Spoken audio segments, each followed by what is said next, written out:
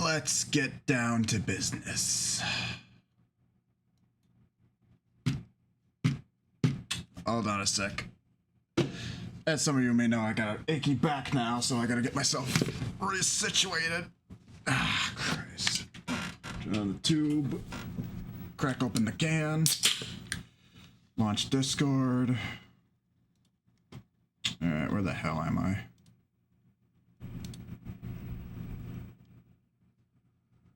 Hello? Hold on. Let me pull one last thing up.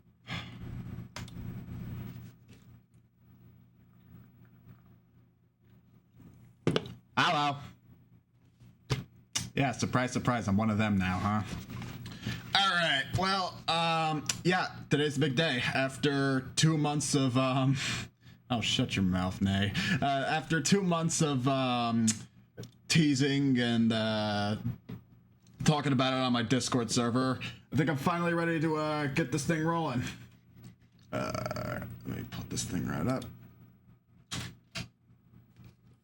I've been doing a lot of testing around with it just to see what it's like. Oh yeah, Nay, are you in my Discord or not? So yeah, I've just been testing around this thing since I've had it for about almost 2 weeks now. Been hard at work adding games every single day, and demo discs. This is gonna be pretty informal, because I honestly don't even know where to start with the PlayStation. As most of you can probably assume, I am not a PlayStation guy, so yeah, thank you for joining. So if any of you, yeah, I've had one for a while. If any of you remember the Dreamcast mode stream from, when was that, like November 2020 or something? Yeah, that was about a month and a half or a year and a half ago. This will be something similar to that. So the mode runs sort of similar off the same hardware. I mean, well, it is the same hardware. A little bit of differences in between the PlayStation and the Dreamcast mode. The PlayStation mode doesn't really show what games are or the cover arts for the games. They just kind of show the names of the games. I don't have every single game that I have wanted on here because, like I mentioned, I have 1,200 games to add, and I'm kind of just going through manually adding one by one. So all of these I've had to add manually. So kind of highlights as we can slowly scroll down. So I have all the Battle Arena Toshinden games. I have added a couple PAL games, but the thing that I've noticed in my mod is that the PlayStation, unlike the Dreamcast, can't run games natively from PAL to NTSC or NTSC to PAL. It needs a special mod chip. The Dreamcast, for whatever reason, can run PAL games right out of the bat. So if I ever want to play PAL games from Europe or wherever, I'm going to need to send this thing back in and get it modded. So PAL games are kind of off the chart for right now. The only games I've kind of tested it with are Battle Arena Toshinden 4, and there was a Mega Man Battle and Chase that I have around here somewhere. Anyways, so I kind of want to break this into two parts today. First part is we're going to check out all the demo discs that I have, and this is kind of the main thing that I wanted to focus on with this mod project, because I had a lot of fun doing the demo disc for the GameCube last year when we did one by one, all 35 of those. So I knew that the PlayStation had a lot of demo discs.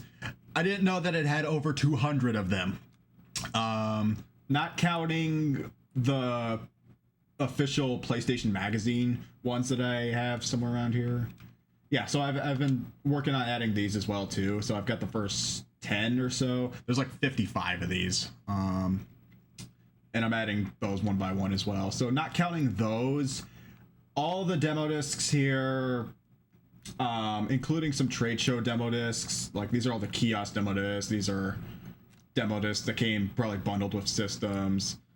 These are the Underground Jam Packs. I do have the PlayStation Underground demos as well too, the magazine ones. We're gonna take a look at least one of these today too. So again, I'm just kind of showing around what I've added so far. Some of these games are games that we're probably gonna get full playthroughs of. I know for a fact I said we're gonna get a full playthrough of Ape Escape. So that's one. There are a metric shit ton of re-releases of the Crash Bandicoot and Spyro demo discs. I've been playing a lot of the demo discs for Crash Warped and Crash Team Racing as of recently. And then what else? I guess the most notable ones are the Pizza Hut demo discs.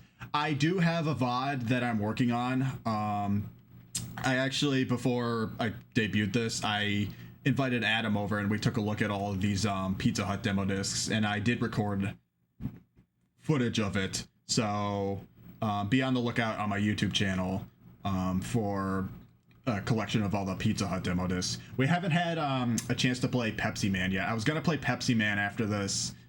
What do you know? There's actually a Pepsi demo disc. I think I'm gonna have Adam over tomorrow because he's off tomorrow. Hope you all had a nice Memorial Day weekend, by the way. So once I have Adam over, we might play Pepsi Man, because I want to show him that. But yeah, all these demo discs. Where do I start? The Toys R Us demo discs. You don't object demo. I think let's start with the So you didn't look for the piece of hammer? No, I didn't. I recovered it. The only footage that I lost, so the explanation was, I got footage of the first demo disc. Which one was it? Has to really on. So it was this one, or no, it was this one, I think. And we played through all the way up through the Metal Gear Solid demo, and that's where it froze. So at the beginning of the Metal Gear Solid demo, and then the next day I recorded over it. So I got a part of the Metal Gear Solid demo.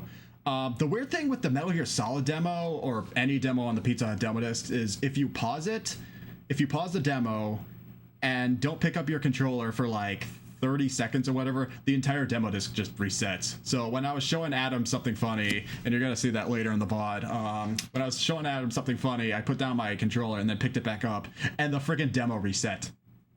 So, you know what? I think after showing a couple of these demo discs, I might have to get my revenge on that, because I actually was enjoying the Metal Gear Solid demo. But what was the demo that I did want to show? I think I have it like 3 something times here. It was, yeah, it was developers demo discs. I might just have it on top here. Yeah, here. So, I guess kind of because I have absolutely no knowledge of the PlayStation, I need to figure out where's a good kind of ground place to start. And so I think this is a good place to start. So the first demo disc that I want to show off today is this developer's demo disc. That was, I believe, as for a little bit of history, I believe this came out just before the console launched. So before September 95 in the US. I believe this was given out at trade shows, probably at E3. And what this is just kind of self-explanatory. A bunch of demos, not really games, but like demos of what the PlayStation hardware could do and what it could show off. So I think this is kind of a good ground to start.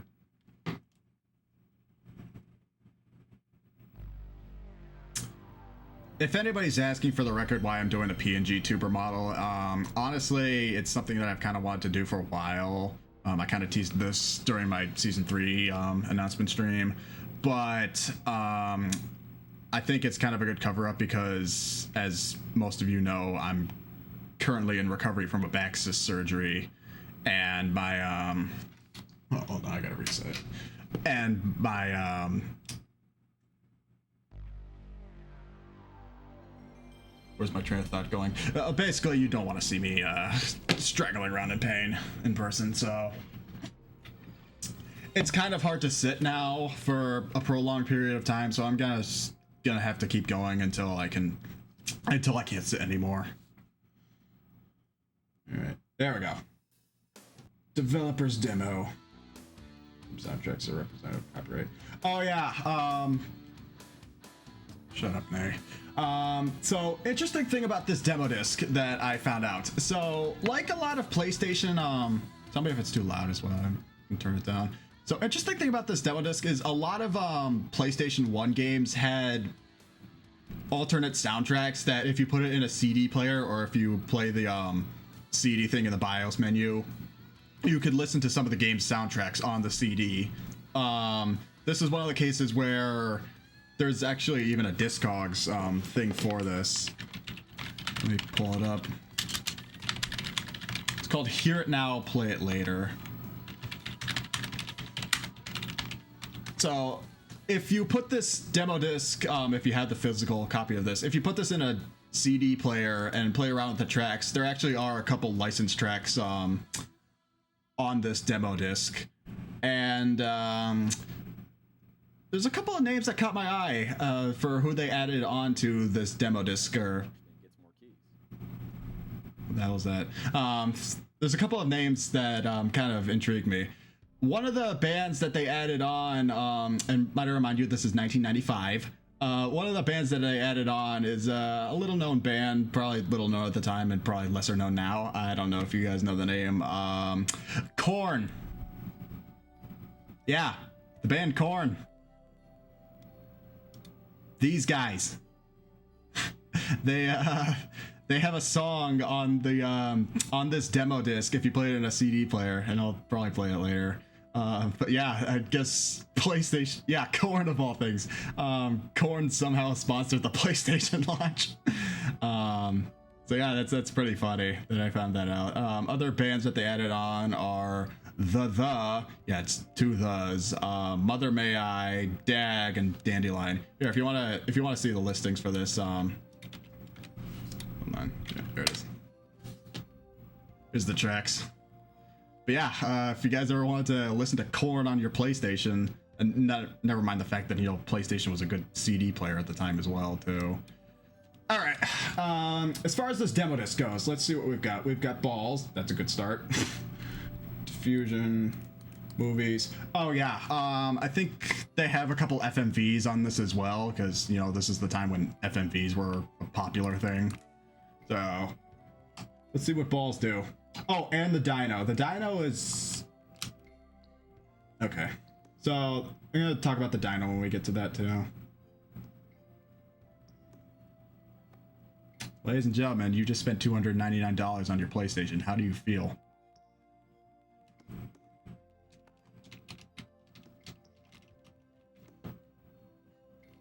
Is that it? Is this the whole thing? Yeah, it was on the news at the time. Was it really like on actual broadcast news? This can't be the whole demo, right? I thought I saw more in the preview of this. I am tapping every single button, and yeah, this looks like this is the whole demo. Congratulations, you spent $299 on a Windows screensaver. Yeah, let's see what there is. Ooh, this is kind of cool. Oh, okay. Okay, so the buttons change around the thing. Yeah, I was pushing all the buttons. I was wondering what was happening. Oh, wait. Wait, there were balls. Yeah, here are the balls.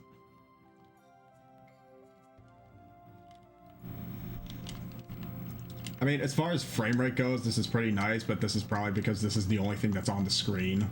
So, I don't know how many games, if any, ran at 60 frames per second on the PS1 compared to however many there were on the N64. Okay, so if you hit L1 and R1, it changes the matter. And trust me, it honestly looks better on a CRT than it does actual capture recording. Okay. Yeah, let me see if I can go back and see if there's balls. Okay, so now L1 and R1 just stop it. None of the balls, none of the buttons do anything. Oh, wait, no, it's the D-pad. I'm stupid. It's always the last button that I check. So yeah, up is... Oh my god, that's sickening. Okay, so up on the D-pad adds more balls, and then down on the D-pad lowers them. Okay, yeah, that's worth $300, right? Wow, it honestly looks very much different compared to what I'm seeing on my own screen. Yeah, okay. I'm not gonna give you guys a headache. R cube.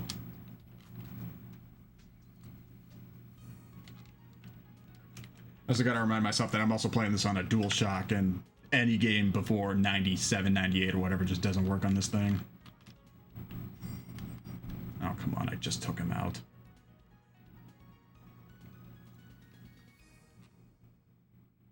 Sooner or later, I'm gonna have to take my dog out too, so...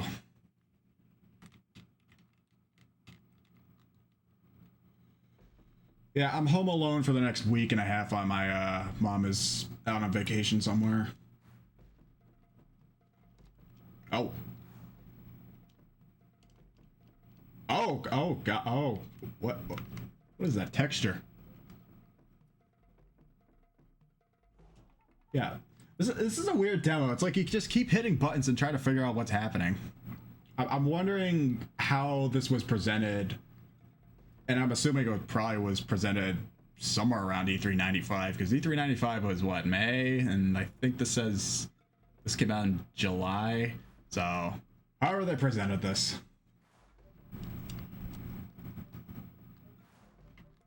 You guys have heard of meatballs? Well, here's some meat cubes. Alright, that's enough of that. Matt. Is that a frog? Oh, lots of frogs.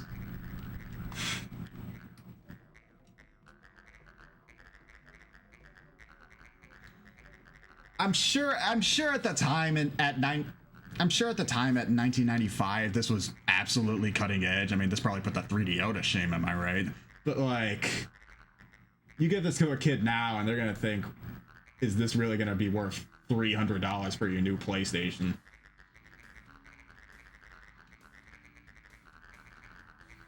I mean, granted, again, it's a tech demo, so not much in that department to talk about, so. Odin. Oh no, it's Electronic Arts. Seriously, this is Electronic Arts logo back in the day. I'm not even pushing any buttons. This is just doing it on its own. Oh, I am.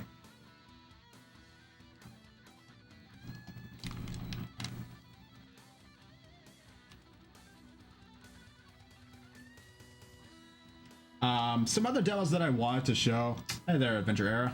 Some other demos that I wanted to show were some Net Eurose games, but unfortunately the pack that I found online is an ISO image, and for whatever reason the mode can't work with ISO images. It only works with BinQ files. Hey, Adventure Era, we're taking a look at PS1 demos, because I just modded a PS1 and it cost me everything I have. Alright. Movie. Is this gonna be an FMV? Yep. Grab a beer, boys.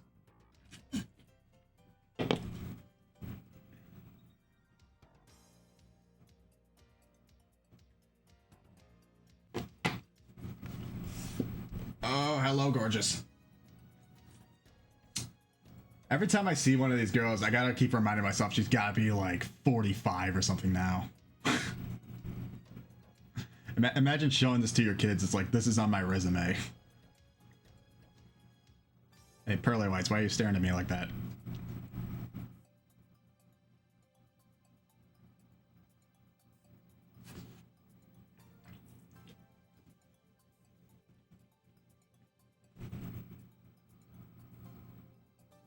Okay, so FMVs actually look better on capture than it does on my TV. My CRT is kind of crap.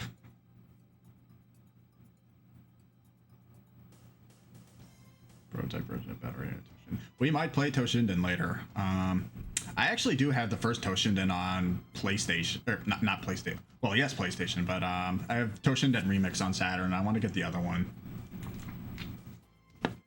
Here, let me turn it up a bit.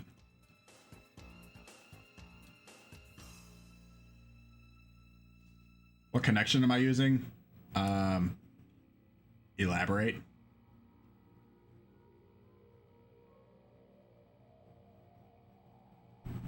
Oh, video connection.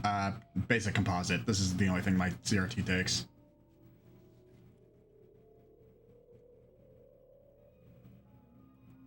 Bees! Bees! Yeah, composite.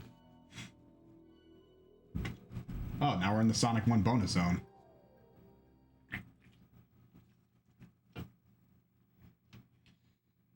Speaking of, fortunately, most of these... Oh, did it freeze? I think it froze. Oh, no, that was just the end of it. How abrupt. Anyways. Texture movie. I'm assuming it's gonna be the same, something similar. Ah, yeah. Like I was saying, fortunately, most of PlayStation games can fit on 600-ish megabytes of disk. So these are half the size of what a GameCube disc would be. So that means I can add more to these on. I can add more to these games onto the mode in quicker time. It also depends on my internet connection and how fast Google Chrome wants me to download these things, because on average I can get like 25, 30 games in a day. And that's, again, me sitting around with a sore ass and a bad back. Oh, there's more.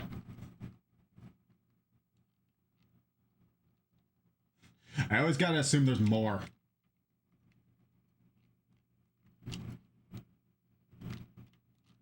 Alright, so if you play around with the butt, you can move these balls around.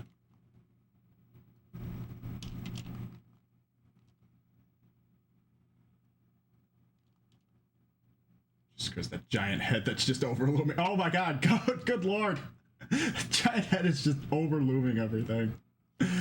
Alright. What else is there?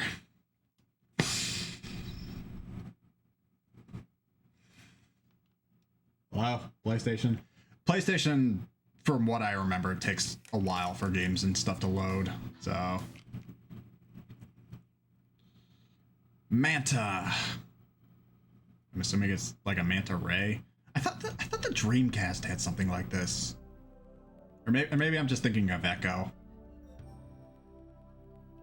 Oh, I think this is another FMV.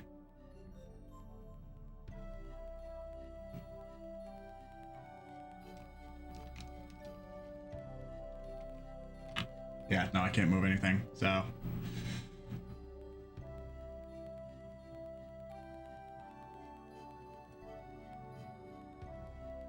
I remember seeing early prototype footage of the N64 when it was called like Project Reality or the Ultra 64. And I remember they were debuting like a shark. If anybody knows what I'm talking about, like if you look up like Project Reality on YouTube, they'll see like a tech demo of like a 3D shark. And like a background of overlooming New York. I don't know, tech demos are weird depending on the console. When I always look at tech demos, I never think that they're for the console that they're supposed to be for. Like when I was looking at all those GameCube tech demos when we did that last year, I gotta remind myself that the GameCube video or graphics processor was actually changed before they debuted it. So all the stuff that we saw before the GameCube came out during like Space World and E3 2001, it was different from the final product.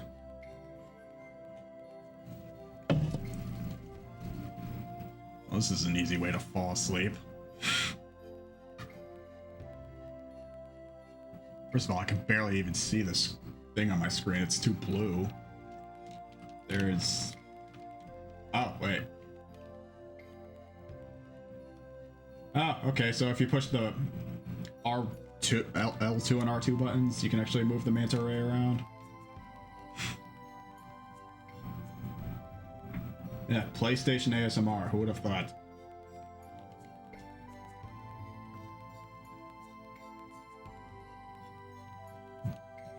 Okay, so you can move the manta ray around, it just takes forever and a half.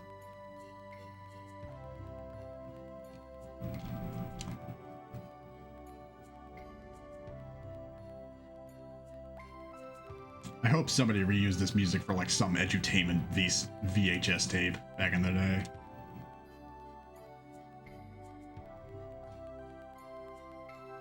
Alright, that's enough of Finding Nemo.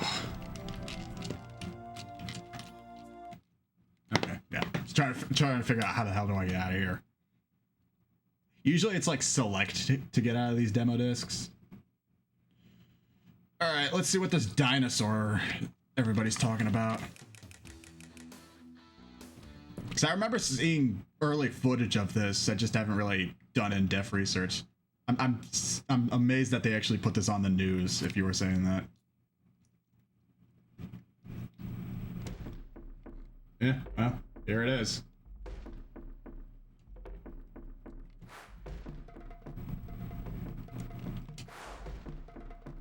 I mean, again, graphic-wise, this looks impressive, but that's probably because it's the only thing that's on the screen.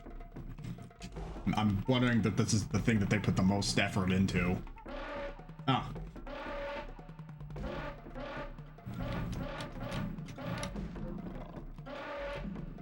Okay, you can make it growl with R2. Can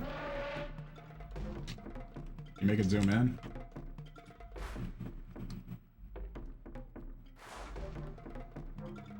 Look, I'm rotating it like a chicken.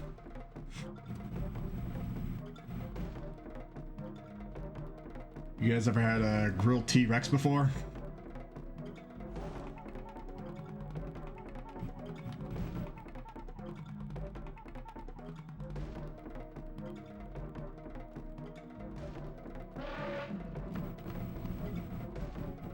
What is this background that they chose for this? It looks like it's from Castlevania.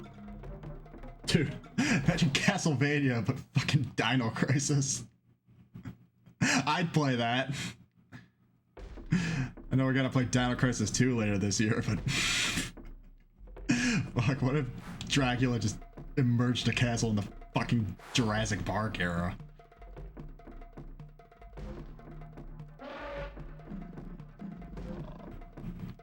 There's gotta be a way to zoom this in. Okay, so L1 and R1 makes it move its head.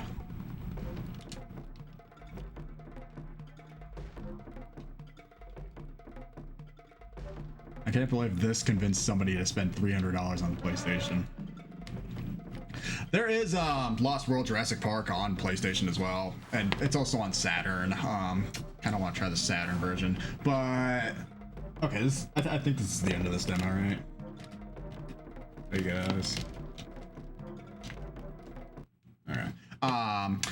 I found that there's actually a Jurassic Park fighting game on PlayStation. It's kind of like Primal Rage, but it's in 3D. It's called Warpath. I've never seen this game before, but I kind of want to try it later. All right, that's our first demo showing. Let's see what else this bad boy has to offer. So again, I've got access to every single game between US and Japan right now, and PAL games can come later if I ever get the money. Thank you all for joining in so far. I'm sure this will be an edutaining, enriching experience.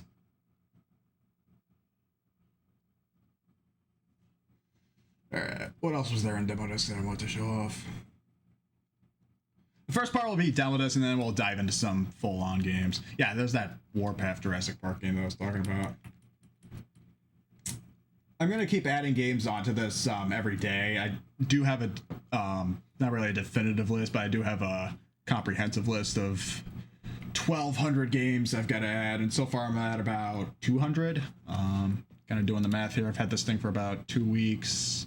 If I can get about 100 games or so a week, or 200 every 2 weeks, could have this done by the end of July. Depends on my schedule. All right, demo discs. And Drop's gonna love this. Oh, by the way, I should shout out a good friend, and they were actually streaming earlier today. Part of these demo discs are, I don't want to say provided by, but a lot of these are inspired by this guy that I follow, Swirl Drop. So Swirl Drop is a retro gaming VTuber, part of the Pop and Start community. You might have seen a bunch of hooligan VTubers around in the retro gaming verse on Discord and Twitch. Drop is one of those friendly folks. Usually you'll see Drop stream, I think Drop as of recently has been streaming Saturn demo discs, Japanese Saturn demo discs, but they've done Dreamcast, they've done a bit of PlayStation 2, they've done all the underground demo discs as well. So if you're interested in what something similar to this, I'd recommend go checking out Drop. Drop's a good guy. All right. And also, not that I want to say I take requests, but I'm gonna plan on doing what my other friend Kyle is doing, and Kyle is kind of the main inspiration I want to say for this project. I wanted to do the PlayStation project before I met Kyle, but Kyle has been giving me a lot of inspiration for how I can run this. If you like doing roulette, if you like seeing roulette streams where, you know, once every 30 minutes or so you'll see a new game on stream, Kyle's been a big fan of that, doing that for PlayStation 1, Xbox, PlayStation 2. I think recently Kyle's also been doing Game Boy Advance. So go check out Kyle if you're into that kind of stuff. I think I might do the same thing, but for all these demo discs, because again, I've got 200 or so of these to go through. It's going to take me forever to get through every one of them, but I think I might do that on my own at some point. So yeah, Drop, Kyle, I recommend go following those guys. Anyways, what was the game that I wanted to play? Yeah, Ape Escape. So I played a little bit of this on the Pizza Hut demo disc, and honestly, I could play this demo alone for hours. Ape Escape is just one of those demo discs, or Ape Escape is just one of those games that just caught my eye immediately when I saw all the PlayStation games going on. I saw a little bit of it beforehand, and I knew what the game was. I just didn't know mostly what it was about or how to go about it. So Ape Escape had 2 demo discs for some reason when I was digging these out of the archive. Do I have my DualShock ready? Okay. Yeah, sorry, I gotta readjust my seat every now and then. D2 coming this summer. Oh boy, I can't wait for summer 1990. What was this? 99. DualShock analog recommended.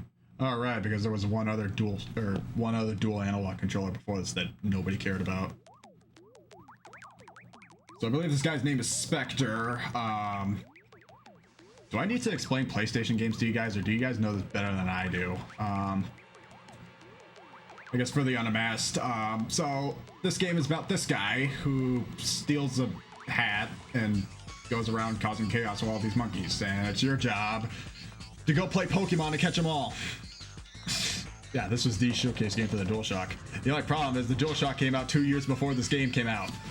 So I don't know what the hell they were doing for like a year and a half with their controller, trying to figure out what the hell to do with it. Like usually with games on the N64, if they're showing off a gimmick, let's take for example like the Rumble Pack for Star Fox 64.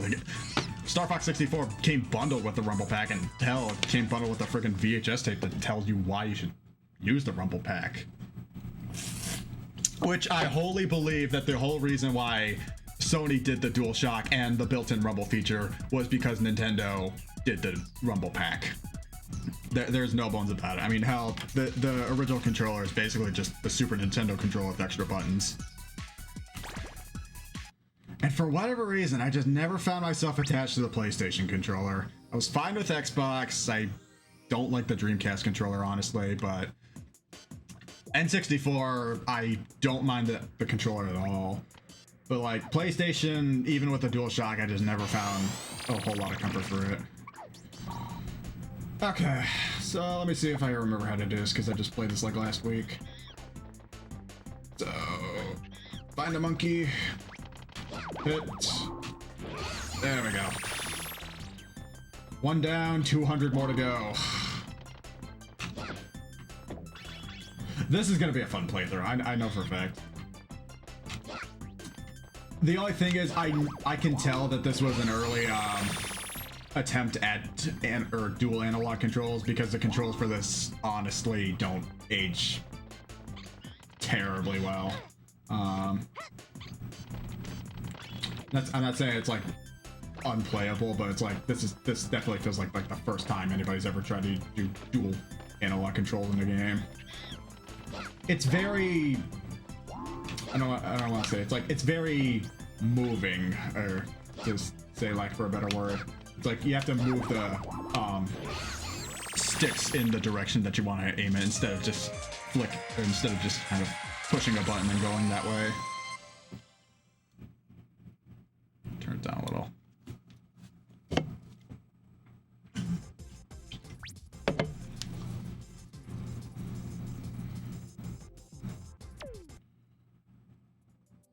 How come this game just hasn't gotten like a reboot or a remake or anything? PS2 Monster Hunter. Oh, I'm gonna have a field day playing that.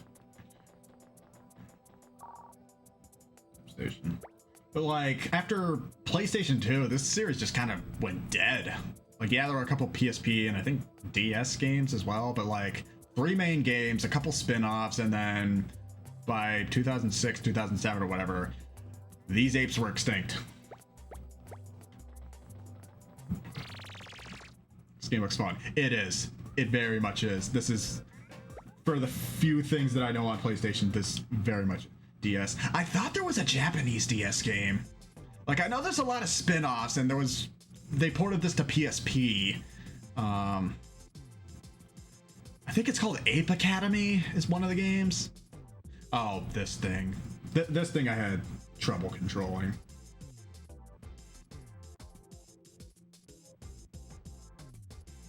I mean, Ape Academy was probably on PSP. It was either PSP or DS, but I'm thinking there was a DS game. At least in Japan.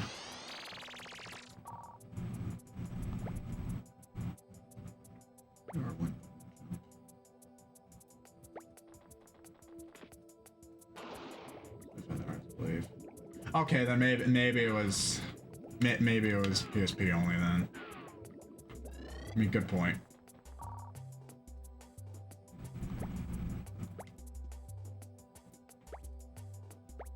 Yeah, and this is probably the thing that caught a lot of people off guard too, is using the sticks as buttons as well. That was probably unheard of at the time, because you didn't do that on Dreamcast, you didn't do that on N64.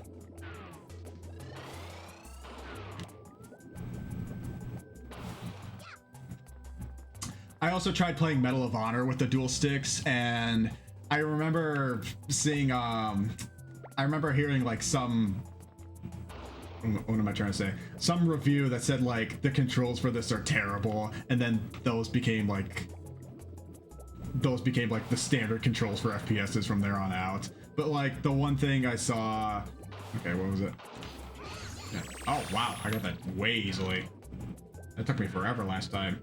The one thing I saw in Medal of Honor is like the left stick is like move up and down, but then the right stick is move left and right, and I kind of like to have like move on one stick and then look around on the other, which is kind of how it is now. And I tried configuring it around and it just wouldn't let me do that, so I kind of had to go the N64 route and kind of just play with one stick is move everything and then the other is like use aim actions, or like Turok or GoldenEye controls.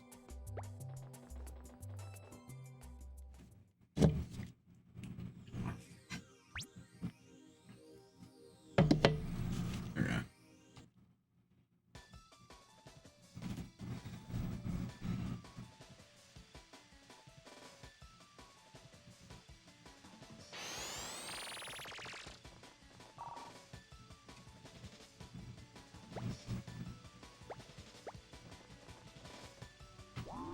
Switch. You really gotta act fast for these controls.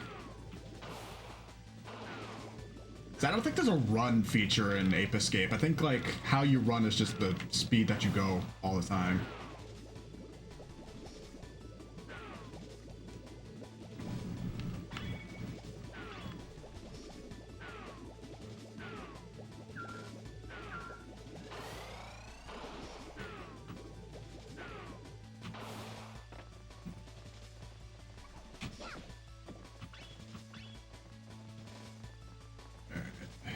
Yeah, I think like this is the speed that you just go the whole time.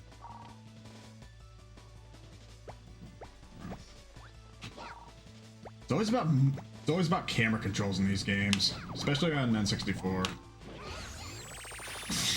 So my strategy that I found out is like hit and then quickly change to the net. You don't have to hit the monkeys to catch them. I think it just makes it easier.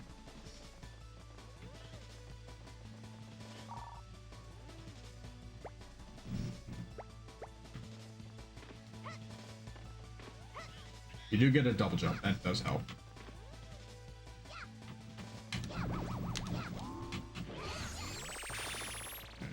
Two down. I know that for Ape Escape that there are a couple endings. Like there's one ending that you get just for playing the regular game, and then there's another one that you get for getting all 200 whatever monkeys. I don't think you can get the best ending until you get the other ending, and I don't know how far I want to go in a playthrough of Ape Escape, considering one, how much time, how much spare time do I have to play, and two, you really want to see me catching 200 of these guys? Nobody has the patience for that.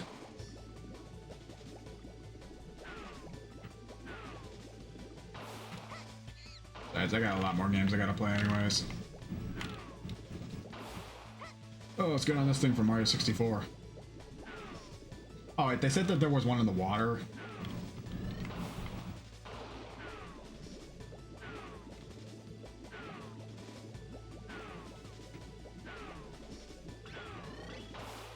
Or over here.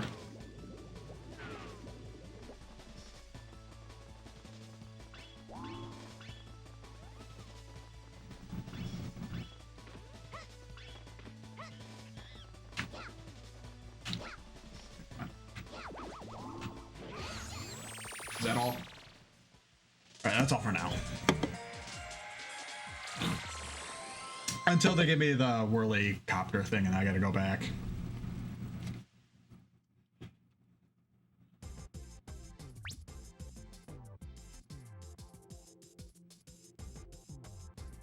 Over. Yeah, and that's one of my favorite things. And the Metal Gear crossover in Ape Escape 3.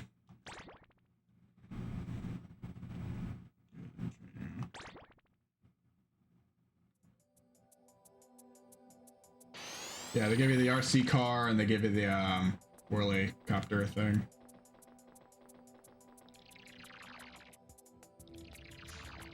And I think Ape Escape 3 has multiplayer.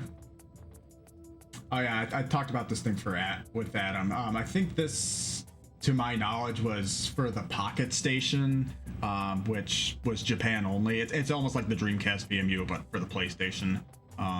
Some of the Japanese versions of these games had Pocket Station features.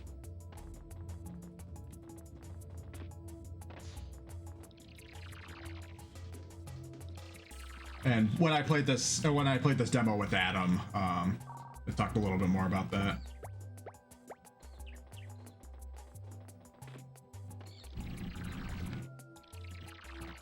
All right, yeah, this thing. Yeah, I think Final Fantasy VIII had that, or it was compatible with it. Rotating the right stick. Yeah, this is kind of tough because I'm not used to moving the analog stick that much.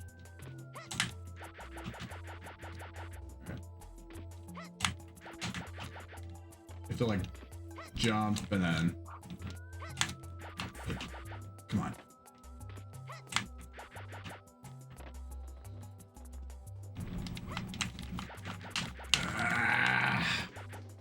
Yeah, this is tough.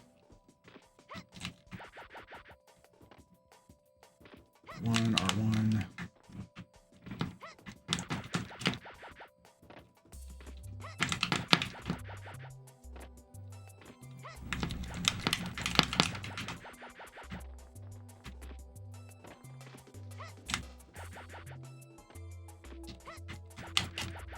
Come on.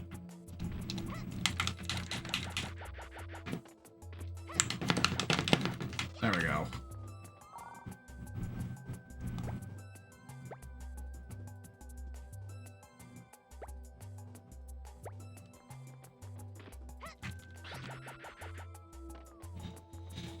Yeah, it's tough to control though, because this is, like I said, this is a very early attempt at 3D dual stick controls. I'm sure if they made this game nowadays, it would be a very different control scheme.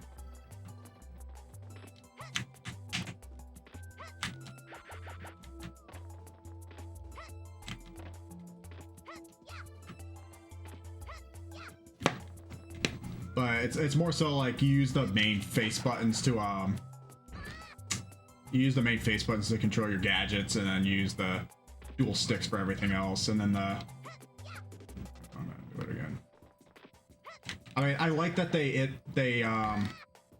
utilize all the buttons possible, especially the sticks. It just makes it awkward for any newcomer to control this, so it's like, it's really on, you'd probably be more accustomed to this than I would. Considering, the fact you're 40 and you probably remember when this game came out.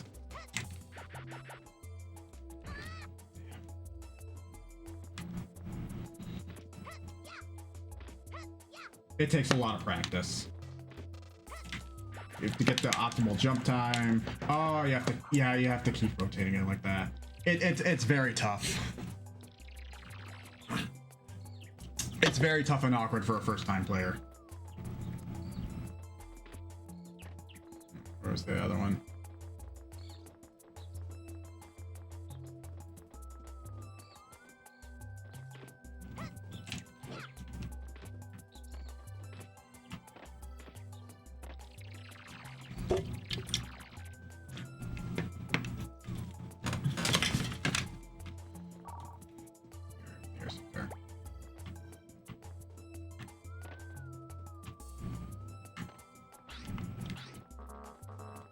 Oh, wait.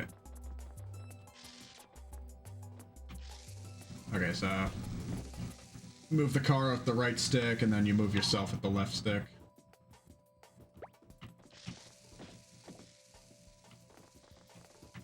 I'm wondering if there's like a radius to when it goes out of bounds.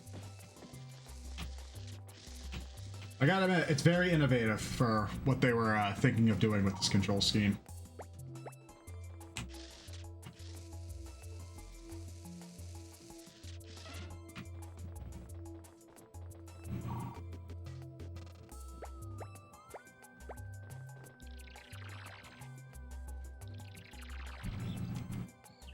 Alright, so you go to gadgets, and you can go here, there. And you get more gadgets as you play.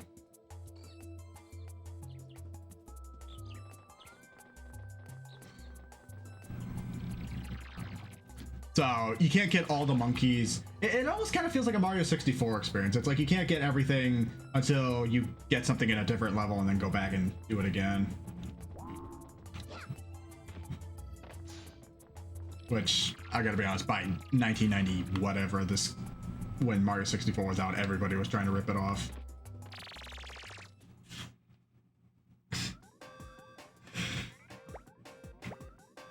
You go here. Now that I've got the new gadgets and weapons and whatnot, I can try for other monkeys.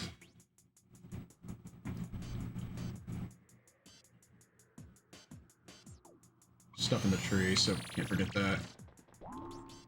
Not that it matters much for a demo, but again, I'm kind of just showing what this will be like come the day, you know, we get to the playthrough of this.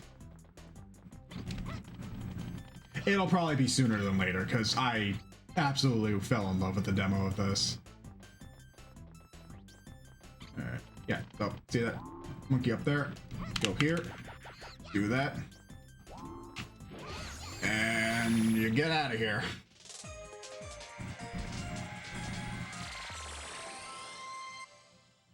Yeah, this was 3 years after that fact. And hell, everybody was still trying to beat it. I love that the cover for look up a game called 40 Winks. You might know it for kind of releasing on N64 a lot later, thanks Pico Interactive. But like the cover for 40 Winks on PlayStation literally just says "Move over, Mario." Like, let me do the piece for you.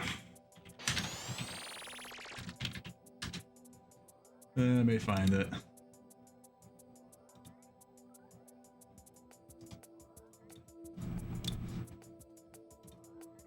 Browser source.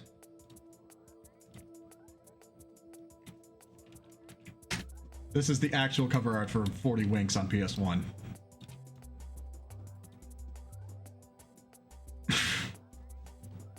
And you thought I was kidding. Everybody tried to... by Nintendo official mag... They couldn't even say it was Nintendo Power. But like, everybody knew. Oh my god. Ridiculous.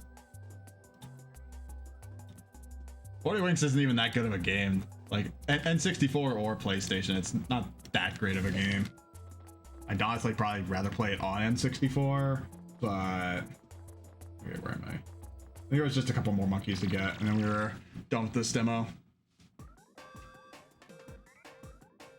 Okay. So that's done. I think for a playthrough, I'm probably gonna only go as far as, you know, finishing off Spectre for the first time. And then I might go back and play it on my own. We'll see. Let's see. What'd they say was a... Oh, okay. So, R... L1? Yeah. Monkey there. Easy. I don't know why I'm getting those so easy. I was struggling with that last time.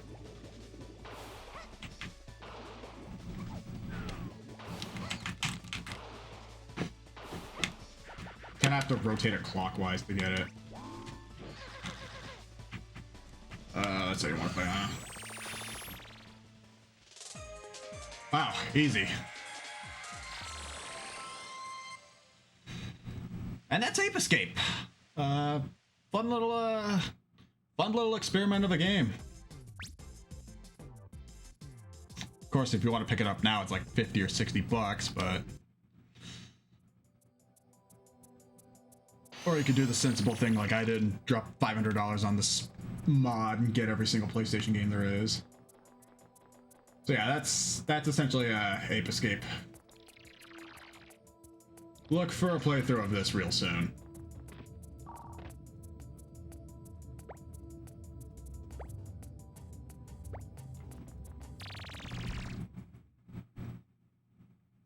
I'm not sure what the other demo disc of this has, if it has anything else, but this is essentially the same demo disc as the one found on the Pizza Hut demo disc. A lot of these demos that I did find are just standalone releases of demo discs that could be found on other compilations. Like I said, the Spyro and Crash demos, Spyro 2, Spyro 3, Crash Warped is on like every single one of these compilation demo discs after 98, 99.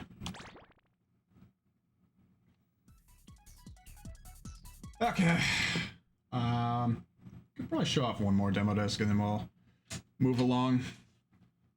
Trying to get in it as much as I can before, I have to take my dog out and take care of myself. What's your favorite PS1 fighting game? God, that's tough to ask because I've underestimated the PlayStation library for so long, I'm gonna be honest.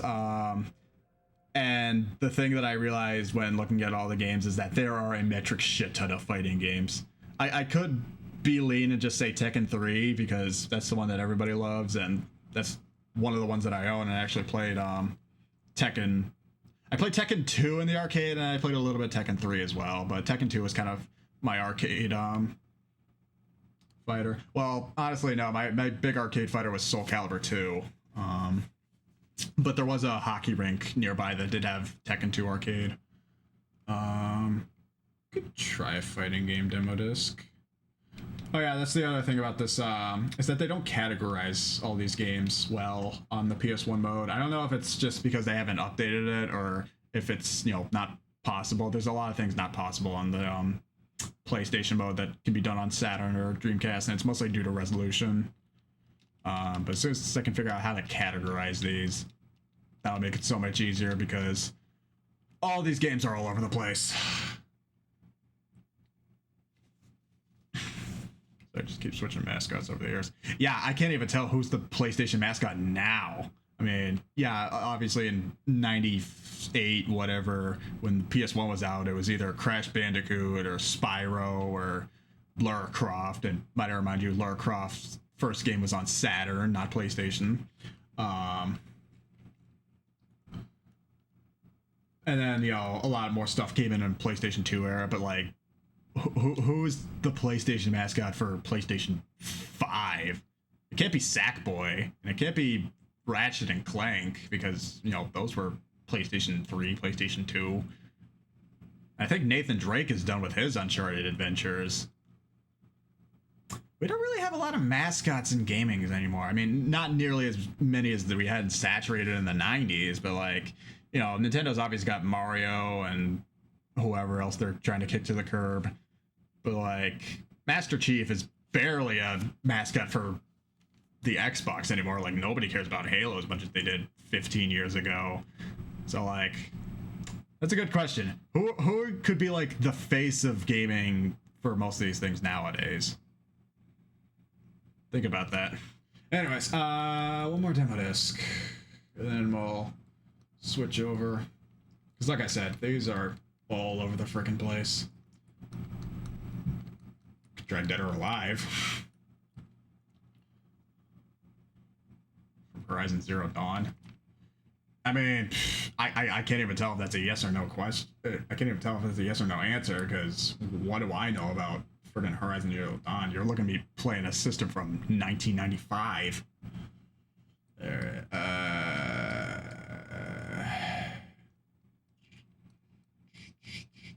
oh, why not? Why the hell not? I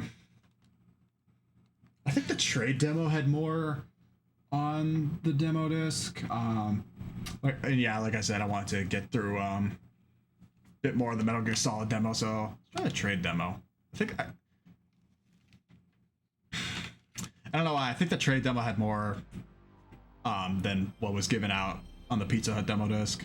Hopefully this is the demo disc that doesn't reset if I sit down the controller for 5 seconds. Hey, do you guys mind if I go to the bathroom like really quickly? Because I just drank a Pepsi can and that's sitting in me. I'll be right back, okay? Don't go anywhere.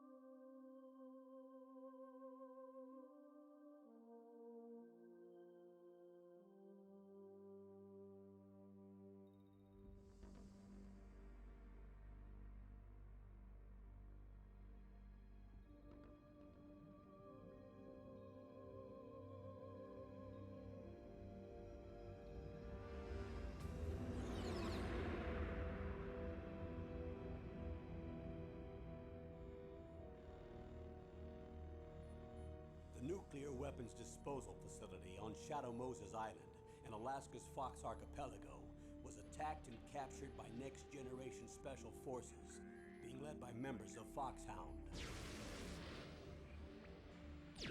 They're demanding that the government turn over the remains of Big Boss, and they say that if their demands are not met within 24 hours, they'll launch a nuclear weapon. You'll have two mission objectives. First, you're to rescue DARPA Chief Donald Anderson and the president of Armstech, Kenneth Baker. Both are being held as hostages. Secondly, you're to investigate whether or not the terrorists have the ability to make a nuclear strike and stop them if they do. What's the insertion method? We'll approach the disposal facility by sub. And then? We'll launch a one-man SDV. After the SDV gets as close as it can, dispose of it. From there on, you'll have to swim.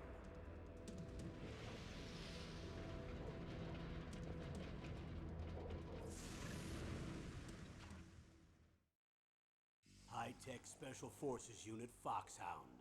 Your former unit, and one that I was a commander of. So they're still around. There are 6 members of Foxhound involved in this terrorist activity. Psychomatic. Okay, hold on. Psychic abilities. Sniper Wolf, the beautiful and deadly sharpshooter. Okay. Octopus. Oh, bloody hell, it hurts to get up. Vulcan Raven, Giant and Shaman. Yeah, part of the pains of my back cyst surgery is I can't sit down for too long, otherwise when I get back up, if I get back up too slowly, it just prolongs the pain of getting back up. If I get back up too quickly, it's almost like a rush of blood to my knees. The same code name as you. The nuclear weapons disposal facility covers the whole island. I'll instruct you. Okay. Reach your target. Sorry if you can also hear my fan in the back. It's As usual. 85 degrees outside at 8:30. It is a very hot Memorial Day. It was pretty hot this past weekend too. It's gonna be burning tomorrow as well. Okay, where's my... We'll get through this. I have to check on my dog and then we'll get back to full on games. Most of the games I've been playing, especially with Adam, have been racing games. We've played a lot of kart racers. There are more kart racers on the PlayStation than I could have possibly imagined. Some good, some bad. I mean, obviously the best is Crash Team Racing. There was this one kart racer that we played that came out in 2003, and it was... Oh my god, it was probably one of the worst racing games I've ever played. Normal.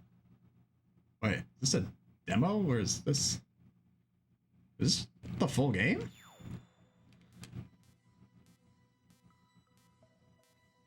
Hold on a sec.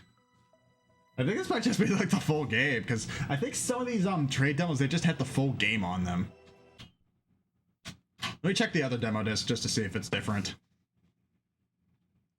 Oh yeah, the other thing is unlike the Dreamcast mode where I can push a button on the mode itself, even though I ordered the reset kit, I don't know what exactly it resets. That was a good movie. Yeah, we know. Metal Gear Solid is a freaking movie, especially 3 and 4. In fact, for Metal Gear Solid 3 on PS2, the special limited edition has the entire cutscenes, all the cutscenes on one DVD disc. It's like a special demo disc that came with the limited edition. But I have located it in the ROM set for PlayStation 2 games. But yeah, one of these days I might just have to sit down and watch the entirety of every Metal Gear Solid 4 cutscene. I think like the ending, one of the cutscenes itself is like an hour and a half. Speaking of movies, I took Adam to go see the Bob's Burgers movie on Friday. We were the only 2 people in the entire theater. Of course, Adam, not being cultured like I am, he had no idea what the hell was going on, so... Bob's Burgers, decent movie. It's basically a prolonged episode that just has it has a lot of callbacks to earlier parts from the show. It's been a while since I've seen a couple. It's decent. I'd say if you like improvisational comedy, and it's really on, you're probably gonna know this reference. If you remember the show Home Movies on UPN and Adult Swim back in 2001. Okay, so yeah, this version is probably the better demo. All right, it's just yeah, this is more what I played. I think the other version was just the full game for some reason. Yeah, Home Movies. Created by the same guy. If you remember Coach McGurk from that show, he voices Bob. So a lot of improv comedy. So yeah, it almost kind of feels unscripted. Like, yeah, there was a lot that was going on. So I'd say watch a couple episodes of the show, and if you like it well enough, the movie is basically just 100 minutes of that. The only complaints that I had is that a lot of the side characters from the show didn't really have a whole lot of prominent roles. Not that it really focused on them that much, but I didn't see a lot of Jimmy Pesto. I think he showed up but never said anything. Teddy was in the movie. He helped out a lot, but like a lot of the kids from the school didn't show up. Mr. Frond was kind of just there as an extra, so it focused more on the Belchers and Mr. Fischoeder and his family. I don't want to spoil anything.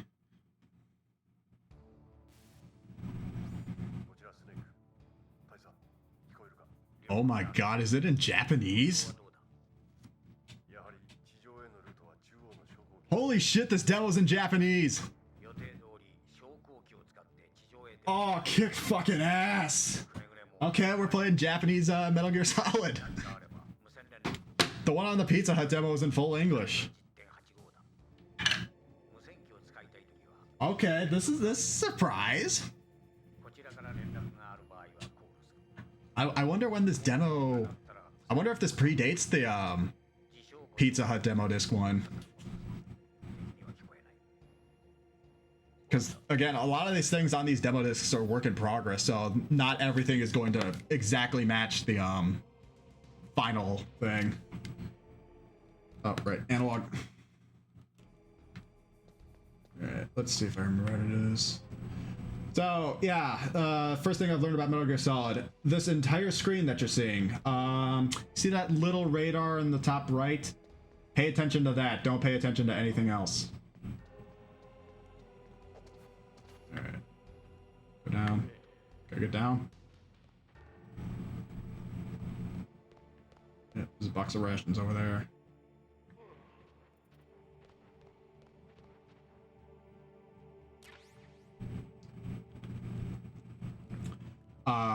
When I first played this, I kind of went too early going into this, so I didn't realize that you had to wait for the elevator. Basically, I want to say a couple things for the record. One, I've never played through a Metal Gear Solid game. Two, I've barely ever even played Metal Gear Solid. And three, I am god awful at stealth games. Like, I'm the kind of guy who plays Metal Gear Solid like it's fucking Uncharted. Like, my best tactic for most stealth games is not really to be stealthy, just leave no witnesses.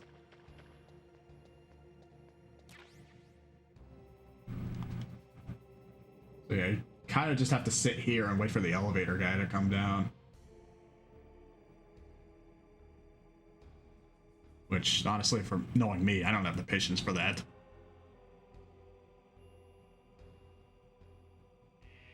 No, yeah, there we go.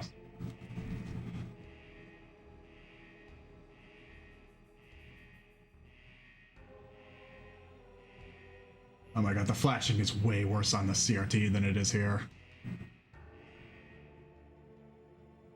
Okay, you gotta wait a little bit because this guy's gonna turn around.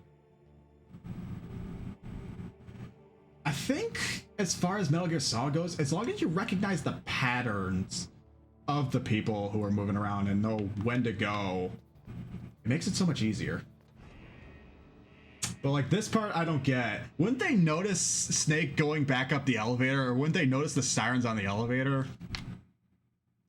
I know I'm overanalyzing it a little bit, but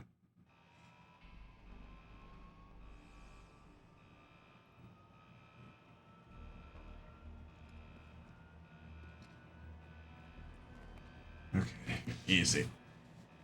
I'm gonna try and readjust my... Fuck! Ugh. Ah! God. I'll be fine. I'll be fine for tonight. It's just, it hurts like a mother to move in this chair. And I've got a cushion and a pillow and everything, so... Take care of your body, guys. It's the only one you've got. Until future science proves otherwise. Okay. I got as far as the vent, so that's basically like the next thing in this before I put down the controller and the demo disc kept resetting.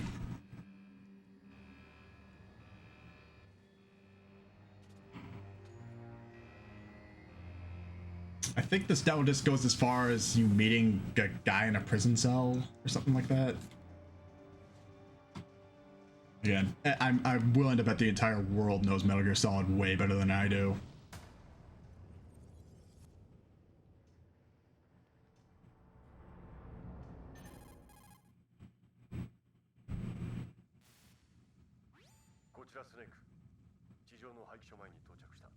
I 100% did not expect this demo disc to be in Japanese.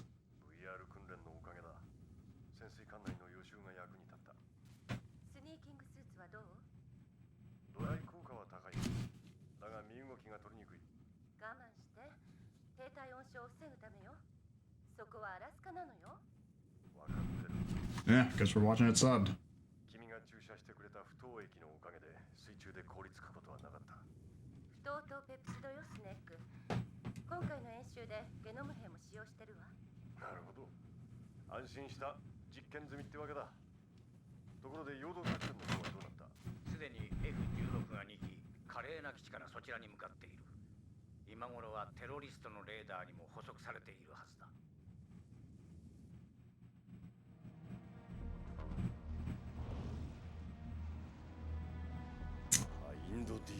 Also to note, took me a while to get the stream set up today because I wanted to both stream it and record it, and my laptop encoder was crapping out again as per usual. I had to adjust a couple settings for it to get working. That's also because Twitch doesn't like copyrighted music, and I said fuck that, so when I hit this recording, I'll save a local recording and then use that and upload that to YouTube, which, me knowing the copyright system is even worse on YouTube. My priorities are in check.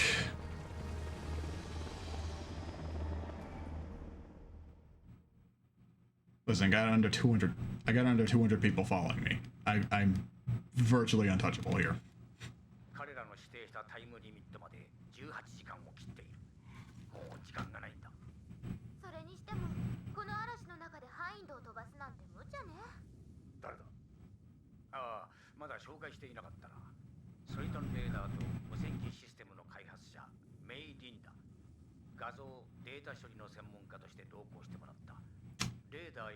Stupid question, but why exactly didn't they ever make a Metal Gear Solid OVA back in the day? Unless they eventually did and I just never knew about it. Because, I mean, you got stuff like Snatcher and Police Knots that are very anime-esque, and those are kind of animes in itself, especially Police Knots on Saturn. I do want to play through Police Knots, but I'm saving it for the Saturn. I know there's a PlayStation 1 version, and it has a translation, but the Saturn version has a couple more enhancements. Plus, it also works with the light gun and mouse.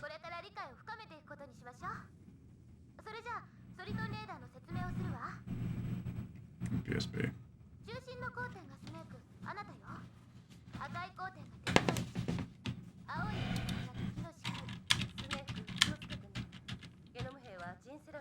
Let me look up what were the Ape Escape games that I was thinking of. Yeah, there was mini games, spin-offs. Yeah, there was a Ape Escape party game on PS2 as well. There was an iToy game. Okay, so I think it was Ape Academy 2 that I was thinking of that was on PSP. I could have sworn that one of these games was on DS, but I guess not. But yeah, let's see. Ape Escape 2001, remake of the first game, Japan only. Ape Escape Racing, Japan only. And there was dog. There was a PlayStation Move Ape Escape, which that honestly sounds terrible.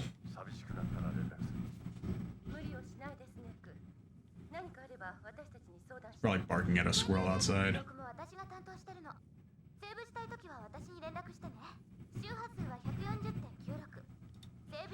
Oh yeah, there was one thing I do remember about this game is that I don't think it was like fighting Psycho Mantis. I know the thing for fighting Psycho Mantis is you have to change the controller port on your PlayStation, which honestly I have no idea how the fuck they figured that out. But like there was something where you had to look at the back of the box or the back of the case to get the radio transmission number right to call in something. If anybody remembers that.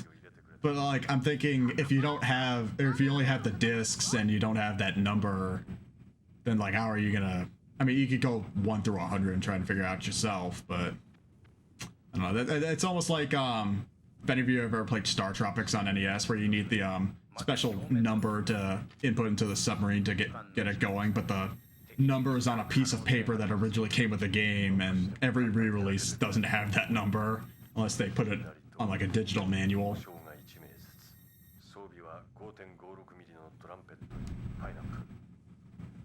Take care of your games, guys.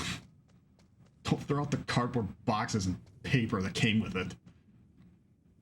I mean, we don't do that now, thank God. Yeah. I'm sure this game sold a couple strategy guides or whatever that 195 a minute number that was imprinted on all the PlayStation discs.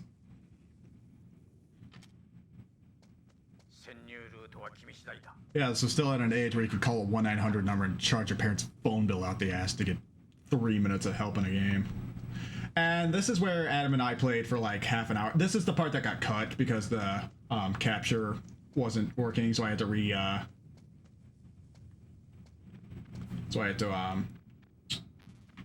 re-record it. But like this is the part where Adam and I were messing in this area for like half an hour trying to figure out what to do.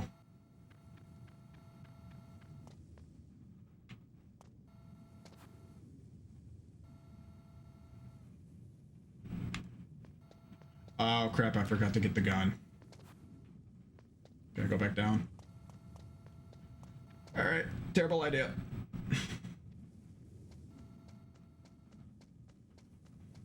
See, I'm not even paying attention to the main screen. I'm paying attention to the top right corner. Yeah, forgot that gun.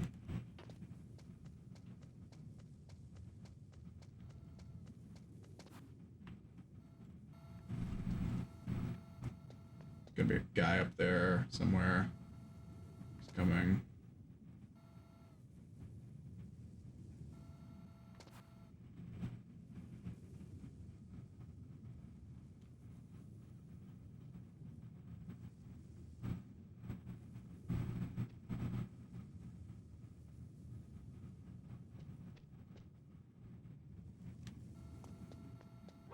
Shit.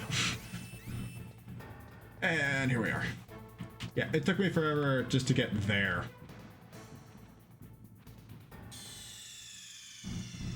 And that's it? Are you serious? That's it? There was more to that. There was more to that demo.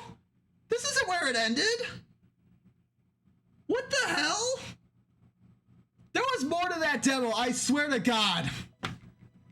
That could not possibly be where the demo... I can't believe they fucked me over again. There was more to that demo, especially on the Pizza Hut demo. Are you fucking kidding me? That wasn't a demo, that was half a movie. And fuck you, Metal Gear Solid. You're not gonna play your stupid shitty game. Oh, who am I kidding? Yes, I will. Probably gonna play in October or November, though. Anyways, I gotta check on my dog real quick. When we come back, we're gonna play some more PlayStation stuff. So we're gonna look at some full games. All right, so I'm gonna be right back. Take my dog out and everything. Listen to some music while I'm gone. Ladies and gentlemen, this is Korn.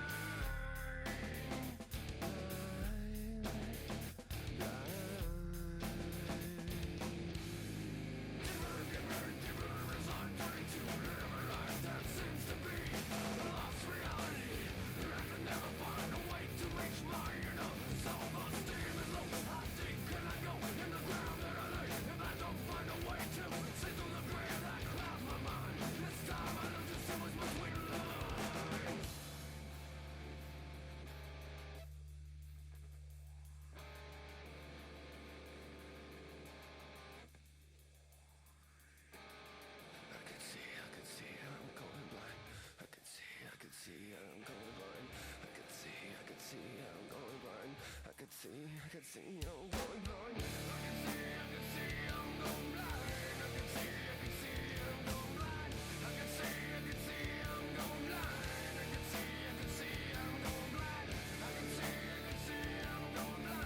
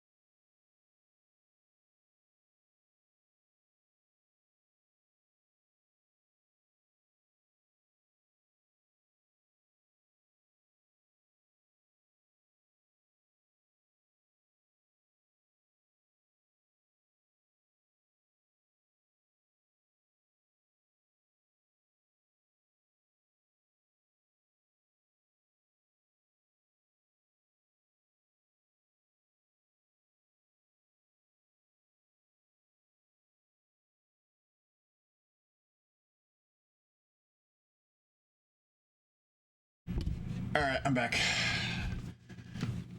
Man, I guess everybody and their mother decided to walk their dog outside, so my dog was flipping shit. All right, where am I? Was this really at the end of the Street Fighter movie? I don't have that VHS tape yet. I gotta get that. I know a lot of these fighting game movies back in the day. I think the Tekken one had the Offspring on it. I gotta check that out sometime. I have the Battle Arena Toshinden one, and I have the Samurai Showdown one. Toshinden was alright. Samurai Showdown was very disappointing. Okay, where are we? Hope you've all been enjoying the show. I've got so much stuff to show off on this thing. Alright, let me just get myself situated again.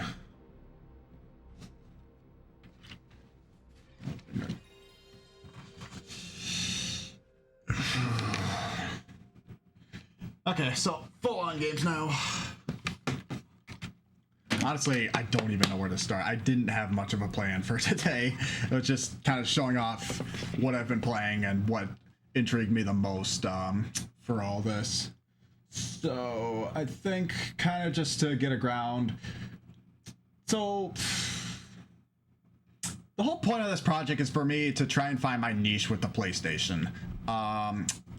As I've stated before, I'm not a PlayStation guy, so a lot of these things that I'm looking at are kind of first time and first blind experiences. So I kind of want to replicate a feeling of like what it's like to play this console or play this for the first time, assuming that I just don't know anything about it. So I think one of the best ways that I can do that is kind of go back to near the launch era of the PlayStation and see what everybody was kind of going nuts over for the PlayStation. And I think I've got the perfect game to kind of replicate that feeling. Ridge Racer! Ridge Racer, everybody! Listen, I'm as enthusiastic about this as when Kaz Hirai was showing this game off on the PSP at E306, alright? Cut me some slack. The difference being, though, is that this is 1995, when Ridge Racer was the hot shit in the arcades. Oh, this is kind of cool. You can play Galaxian while the game's loading. Why don't games have that nowadays? Yeah, so the difference is this is 95 when nobody's ever seen this game before. Kaz Hirai was showing this game off in 2006, trying to replicate or trying to go off the success or inevitable success of a PlayStation 3, which, if I recall correctly, also loaded or also oh, did they really? Which, if I can recall correctly, the PS3 also launched with Ridge Racer 7. I'm pretty sure 6 did better on 360.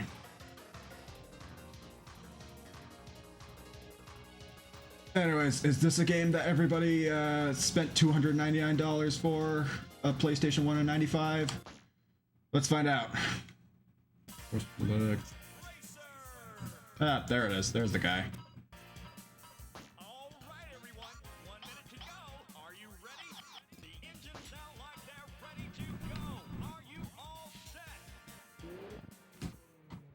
I wasn't convinced initially. I'm sure she convinced me. I'm sure she convinced a lot of people. Oh, how do I change this view? Oh, there we go. Alright, no analog. Just basic D-pad control. I don't know. I feel like this game was I'm trying to put this to... I can't speak today, for God's sake.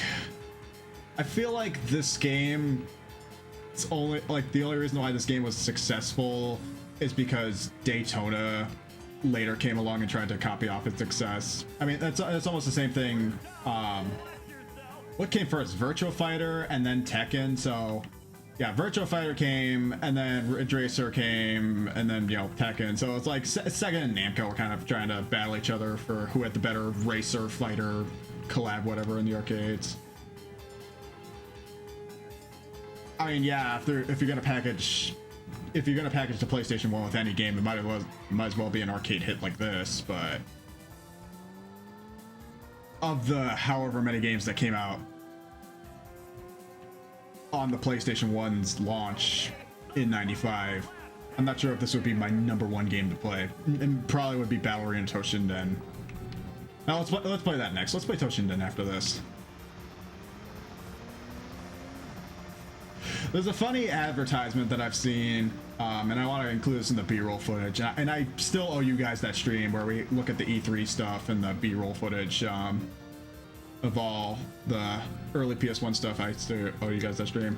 There's a funny one that I found where it's Namco's. It's like Namco hired a guy, or it's a guy from Namco's, and he's basically telling it's like Namco's games don't suck, and buy the PlayStation. So. You'll know it when you see it, but it's pretty funny. Those are 90s fighting games. Yeah, and then in 2001 they gave us their best fighter ever, Capcom vs SNK 2.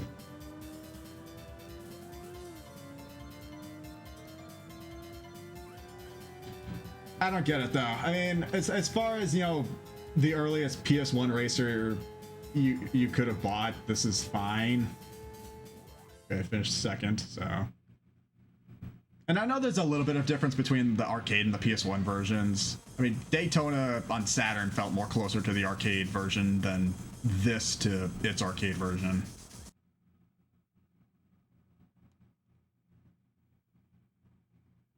PSX Namco. Yeah, funny, they were still calling it the PSX at the time because PS2 was years out of anybody's thoughts.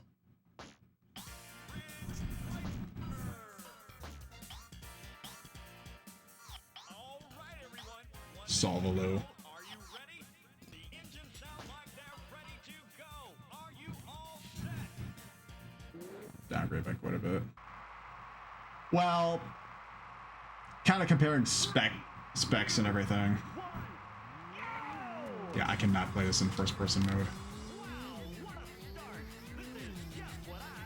What in God's name is this song?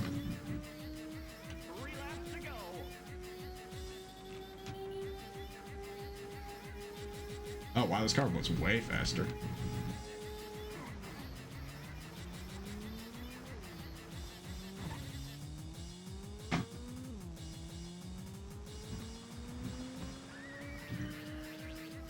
Or maybe I'm more so thinking of the sequels, because I know there was a Ridge Racer 2 in the arcade that didn't really match the Ridge Racer 2 on PlayStation. And then, you know, by the time Ridge Racer Type 4 came out, the series was completely different. Oh my god, what is this Euro jank?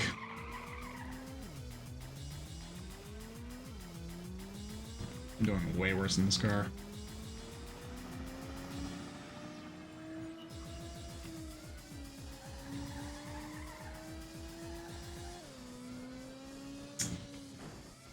Not to also mention, I think by '94, Cruisin' USA was also in the arcades. So Cruisin' USA was also the other kind of racing contender. Yeah, this is a very strange soundtrack. I don't remember this, but then again, what do I remember from fucking Ridge Racer of all games? But Cruisin' USA was kind of more in its own league compared to... You can't really compare Cruisin' USA to Daytona or Ridge Racer. This one drifts a lot. Available for your home in 1995, only on Nintendo Ultra 64. Yeah, that aged well.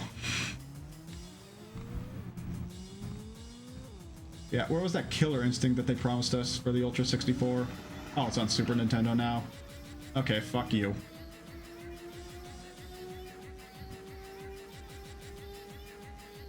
I can't take this song.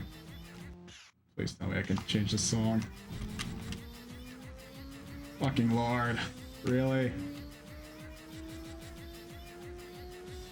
Yeah.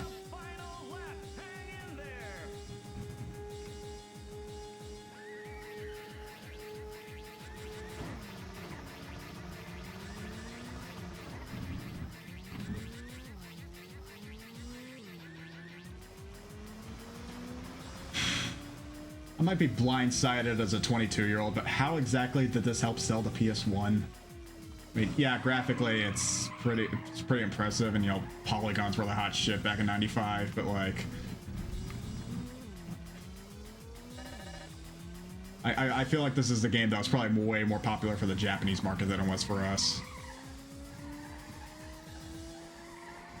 I don't know what were the kids playing in '95 to mass them to a PlayStation.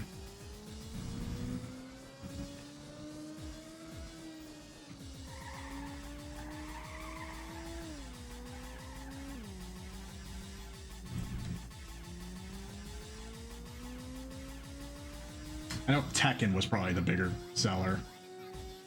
Yeah, I'm 100% convinced that Tekken sold way more PlayStations than freaking Ridge Racer did. Especially by Tekken 2 and 3.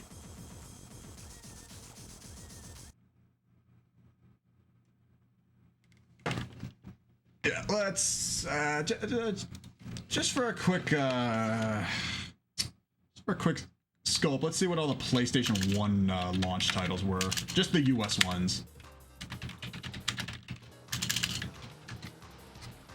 September 9th, 1995.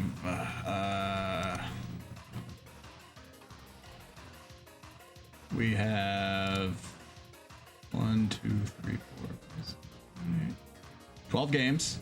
Okay. Tekken 1 is not a launch title. Tekken 1 on PS1. I know Tekken 1 was out in the arcades by this point. No, we didn't get Tekken 1 on PS1 until November 95. But it was already out in Japan by this time.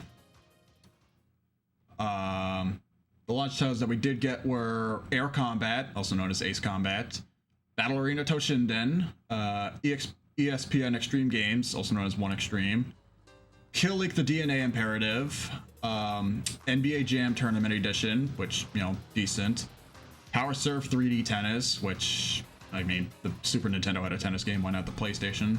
The Raiden Project, Rayman 1, Street Fighter the movie, the game, what the fuck? Oh god. You think anybody ever bought a PlayStation 1 at launch and got Street Fighter the fucking movie? Yeah, no. Especially now that Battle Arena Toshinden is out. Yeah, you have Battle Arena Toshinden versus Street Fighter the movie. Which one do you think sold more PlayStation 1s at launch? Anyways, there was that, there was Totally Eclipse Turbo, Zero Divide, and of course the game you're seeing here.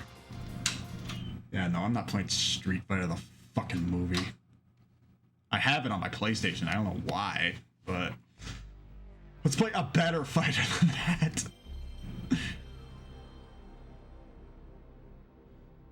Then... So yeah, the Japanese launch had Ridge Racer, Crime Crackers, which, yeah, Mortal Kombat 3 I was thinking was kind of early on in the launch as well. So yeah, Japanese launch had Ridge Racer, Crime Crackers, a bunch of games that I cared, and not one but two Mahjong games. For what I know, there is a metric shit ton of Mahjong games, so why the hell did they launch with 2 of them on the PS1 in Japan? Yeah, bold strategy. I mean, the launch that we got was better than the 6 games that we got on Saturn during that launch. I mean, granted, Craig Stadler is an absolute icon for the Saturn, and Panzer Dragoon was fun at times, but still, I'd rather play any PS1 game than the 6 things that we got on Saturn. Anyways, where was it?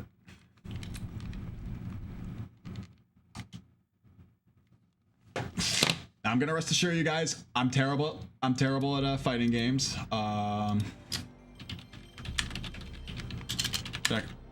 Just so I don't embarrass myself completely. Let me look up moves for Ellis. God, having to do half circles and full circles on a D-pad is bullcrap. fighters brought together by a common destiny. Blah, blah, blah, blah, blah. Arena to Shinmen. Many years have passed since this tournament, known only to those in the underworld, was last held. Some fighters have come for personal glory. Others have come to fight for those they love. Play basic moves. Their best to be victorious in this tournament, which will decide their fortunes.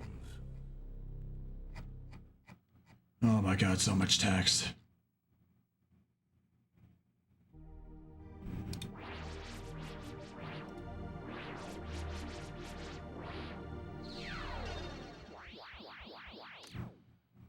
Yeah. So I was sure as hell wasn't gonna read it.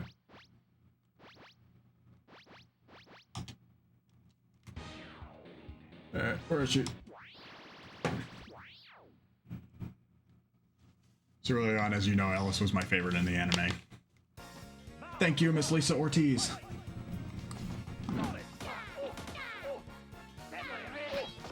Oh yeah, this certainly plays like a 3D fighter.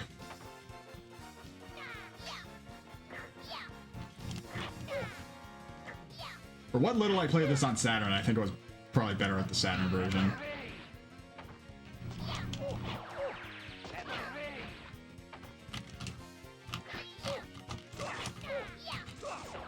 The very first one. And you know what? Toshinden still holds up. I'm gonna say it. Despite it being very janky, I'd say Toshinden, at least 1 or 2, still holds up. 4, on the other hand, 4 plays completely differently.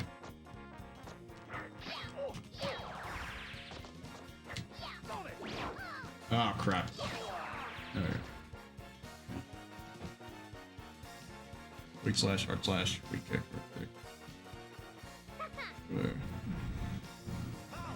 Slash.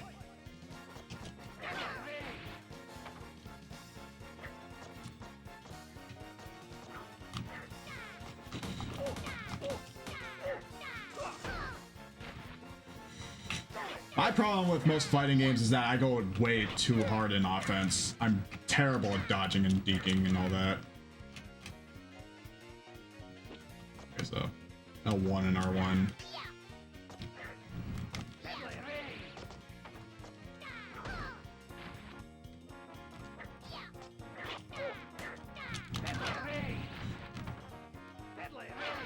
Ah, crap.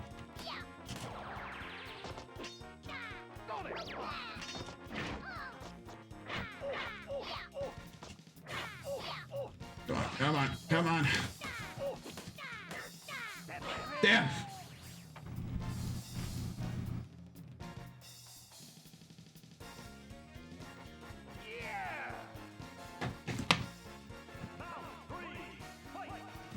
I mean, with how many fighting games there are on PlayStation as well, I might as well invest in a fight stick.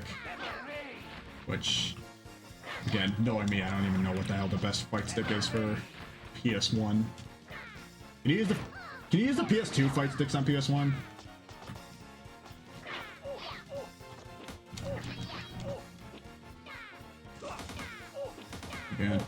Yeah, for Soul Edge. Yeah, I think Soul Edge was out or gonna be out in the arcades by this, but Soul Edge didn't come out on well, it was Soul Blade in the arcade. Or, no, it was Soul Blade on PlayStation. Yeah, see, what did I say? I'm terrible at fighting games.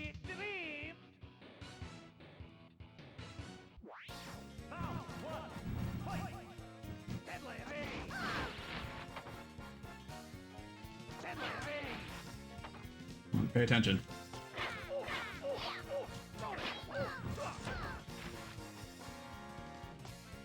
Look at what I was saying. Soul Blade, I think, was out on Soul Blade, Soul Edge, or whatever. I think it was out on arcades at this time, but I don't think we got it until PlayStation until like, I want to say like 97.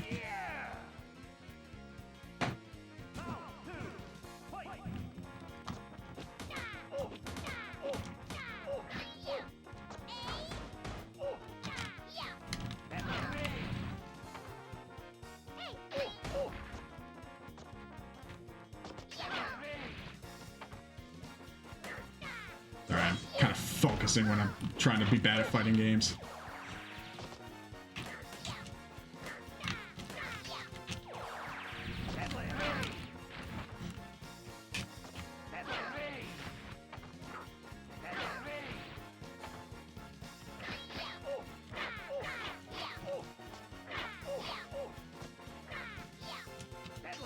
Damn. Gotta at least get past the first round.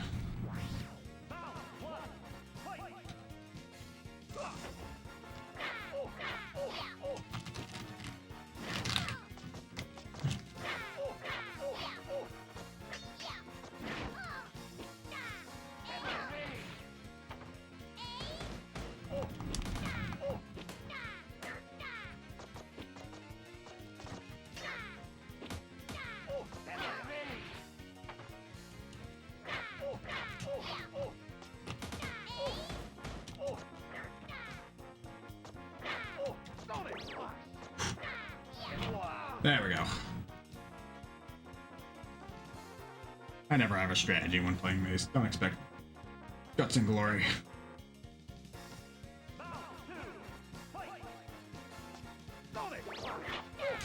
As far as I know, though, Ballerina Toshinden was made for the PlayStation. This wasn't an arcade port.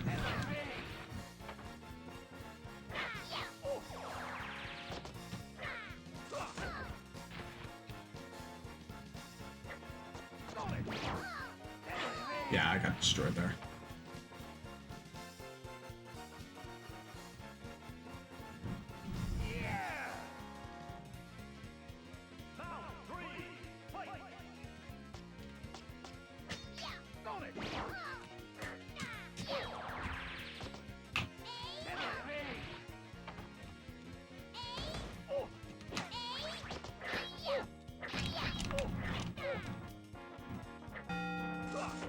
Oh my god, Sigurd and Bird, thank you for the fall. How you guys doing? Welcome in, welcome in. Is this Sigurd or is this Bird? Yeah, it was just on Saturn. Welcome to the show, I'm testing out my PlayStation. That's Sig. Hey Sigurd. Oh my god, I still can't win. Alright, screw this. Yeah, everybody, Sigurd and Bird has been a huge inspiration for me for the last couple of streams. I absolutely recommend watching them as well. If you love absolute general nonsense with not one but two high-tech streamers, go ahead and go give those guys a follow too. I absolutely love their content despite how off the walls and off the balls it is. So Sigrid, what's been going on here is I had my PlayStation 1 modded to have a hard drive installed in it, and I could basically load up any PlayStation 1 game between here and Japan on it, and I've been doing that for the last couple of days, and today is kind of the first day that I've been showing this off. So if you like any PlayStation 1 stuff, or if you even have any good PS1 memories to share around, let me know, because I've basically got the entire year while I'm sitting in recovery to get this done. What were we gonna play? I think we were gonna play Soul Blade, Edge, whatever it was. There it was. I'm not gonna show off every game all the night. My back. I'm getting old. But yeah, thanks for stopping by. Really appreciate it. Still want to get a PS6. Don't have one yet. They're, I think, still relatively cheap. I mean, I got this PS1 that I had, I got in the box, and it was a little bit more expensive. I reset it again because it didn't load. But I've amassed PlayStation 1s over the years. I've spent either $5 or $10. I got a PlayStation 1, the entire console with a memory card for $10 at a trade show last year. The guy didn't even want the PlayStation 1 anymore. He was like, here, just take it. I only asked for the memory card. I'm like, here, take the whole console for $10. So, oh, yeah, another Namco game. I'm way better at Soul Calibur than I am at this game. Mostly the fact that I just spam as Nightmare, so. I'm sure you get more options as if you have a bigger save file, or yeah, bigger save file. By the way, I am supposed to get a bigger memory card, one that lets me have like as many memory cards as I want. I think Siegfried is usually this game's nightmare. Ah, okay, your match, sure.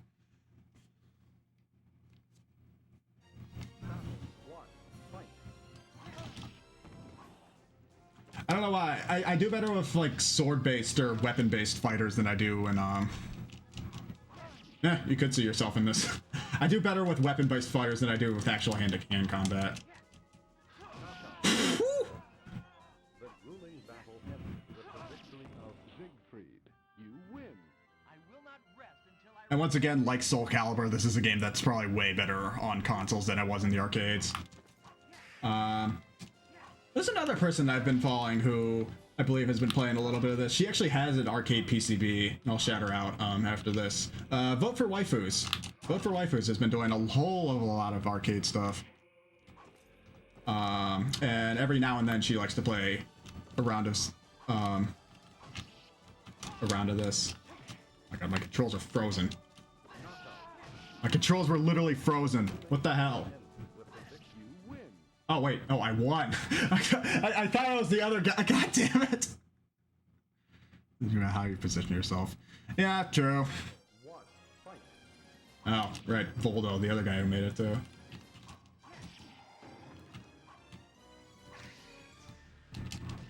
Street Fighters happen. Is Soul Calibur's... I've probably asked this before, and Cerulean probably knows the answer better to this. Is Soul Calibur 6 still going strong, or is it, like, not nearly as strong as Tekken 7? I just slashed him in the dick. That's great.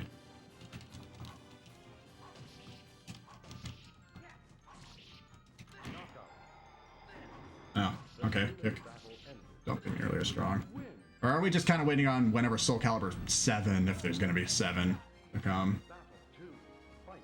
Because I know we're waiting on like next generation fighters. I know Street Fighter 6 is gonna revolutionize the fighting game industry again, right? Why doesn't Ryu just retire? They put Street Fighter 3 at the end just because they know either one, that's the best one, or two, they're never gonna make another one after 3.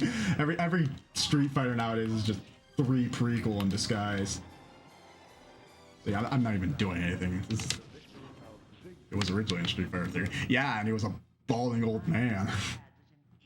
How old was Ryu in Street Fighter 3? From fan outcry. Yeah, because nobody want. Yeah, because I'm pretty sure at the time nobody wanted anything more than another Street Fighter 2 because we got 5 of those as well.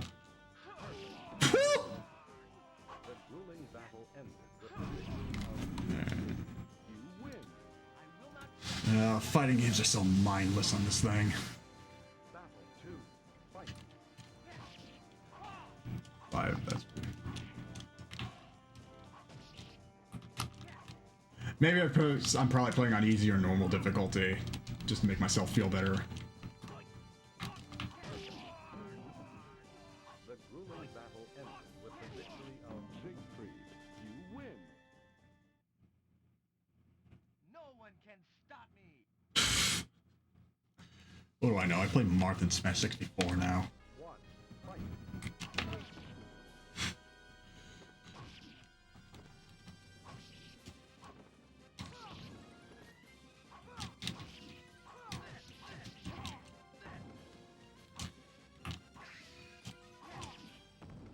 I wonder if I can get a ring out on this guy.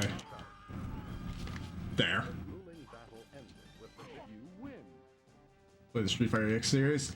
Yes, I have. EX1 and 2 are okay. EX3 is a pile of dog shit. And I will die on that hill. That EX3 is a pile of dog shit.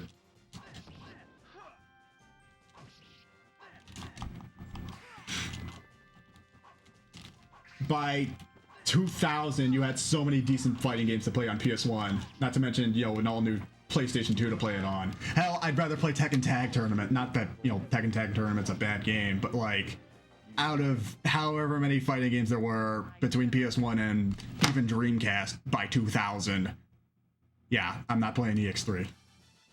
I might play it when we finally do PS3 stuff, or not PS3, PS2 stuff, but for what little I've played of EX3 in the past, it's left a very sour taste in my mouth.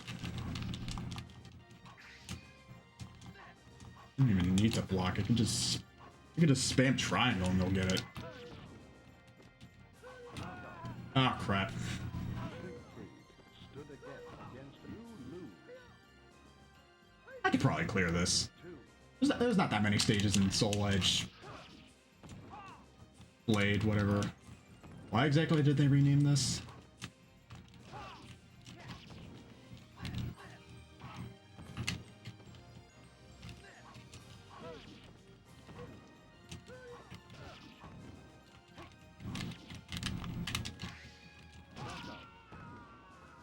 The grueling battle ended with the victory of Back.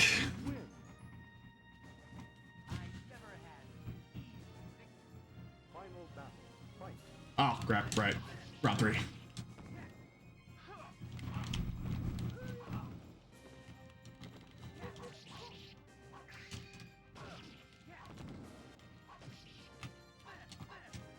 Block.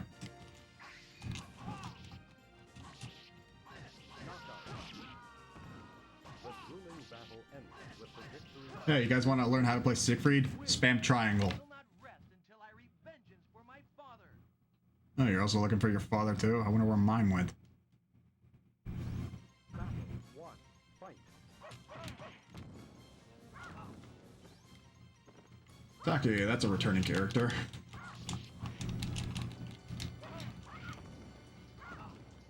And she's kicking my ass. Goddamn. Siegfried, you lose. Battle 2. Fight.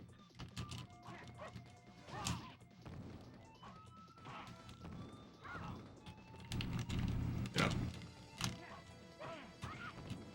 Oh, she's going to destroy me.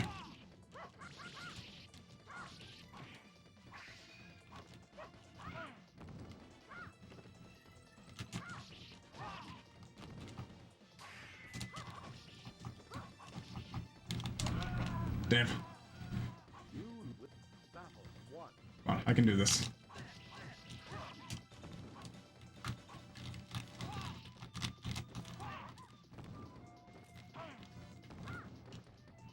How often do you really need to jump in a 3D fighting game?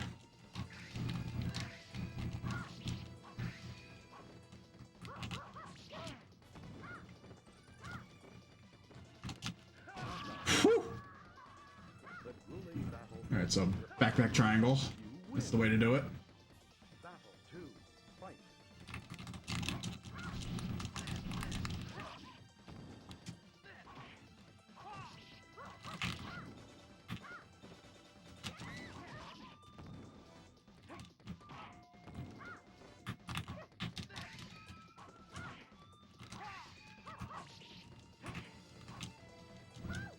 Ugh. I cannot, yes!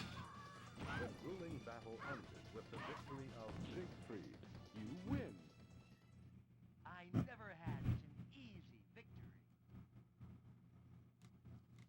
So we made, thank God we never saw your face again. So who are you?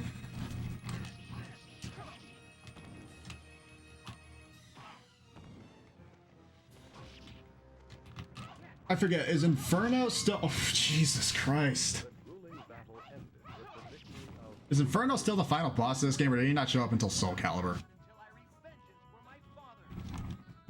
battle 2. Fight. And what is it with video game protagonists and losing their dads? It's just like me.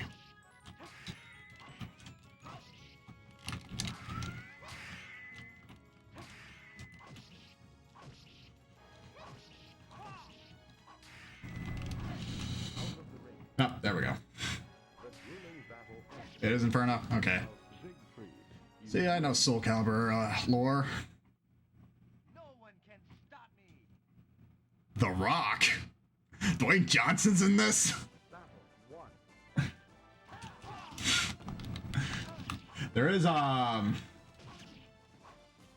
There is actually a decent fight or a decent wrestling game on the PlayStation. It's 2 of them. I think it's, God, what is it? It's WWF Assault. I don't know, but it's like the only good fight or the only good wrestling game on the PlayStation. Damn, that went close. You lose. Battle 2. Fight. Oh, he's gonna chop me up.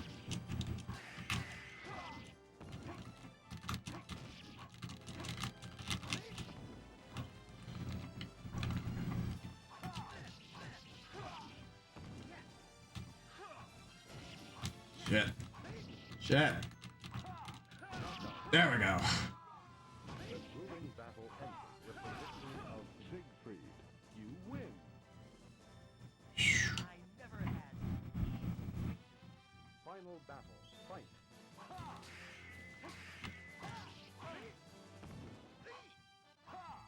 Well, I've been at this for 2 hours. I still got a lot of energy in me.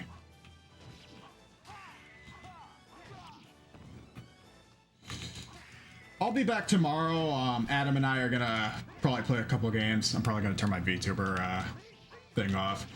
I might just only do VTuber stuff for solo one-off projects like this. I might not do it for full playthroughs yet. I haven't decided a bit, but if it's gonna be me and Adam one day, it's probably gonna be real cam. So get used to seeing my ugly face only half the time. Battle 1. Fight. This is a good idea, though. I should have done this a lot. I'm more than glad that I developed my PNG tuber thing before I had my back surgery, because I would not be able to do this if I was sitting in a chair with a tube coming out of my ass like this.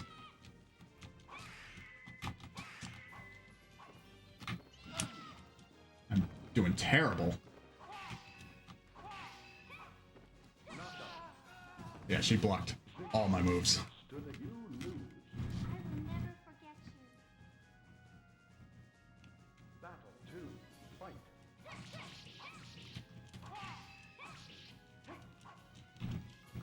Oh, oh, that was oh, that's dirty.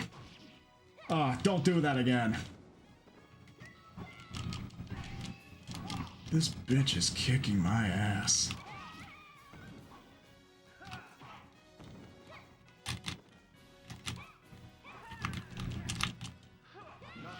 Fuck. Yeah, it's gonna take a while for recovery. A couple months. Check. Battle 1. Fight.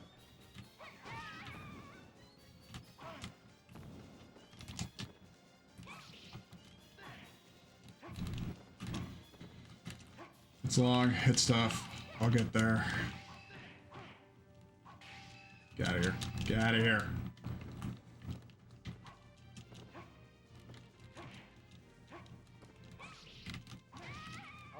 Good. This bitch is all defense. Okay, so the only way I'm gonna win this is knocking her out of the ring.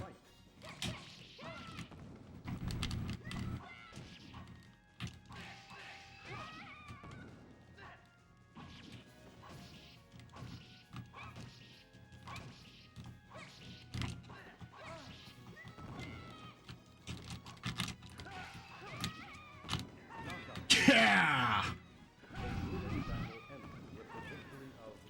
Right through her fucking skull. Yeah, it only took until, what is this, stage 9? How many stages are there in Soul Blade? Didn't feel like there was that many in Soul Calibur. At least Soul Calibur 1. Especially since, you know, half the cast didn't even return. Including Sigrid here.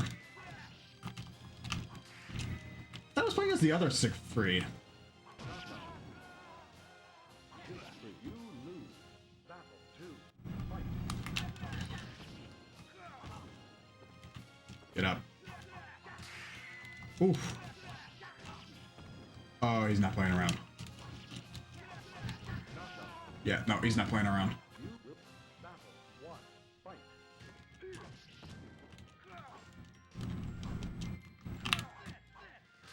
There's 16 stages? Or, not 16, 20? This is the mid-boss?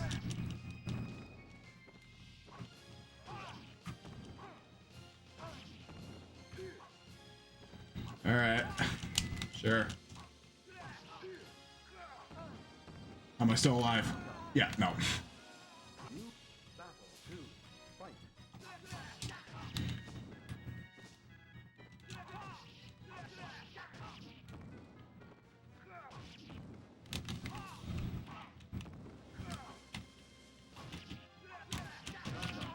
I'm getting creamed by him. You will battle 1. Fight.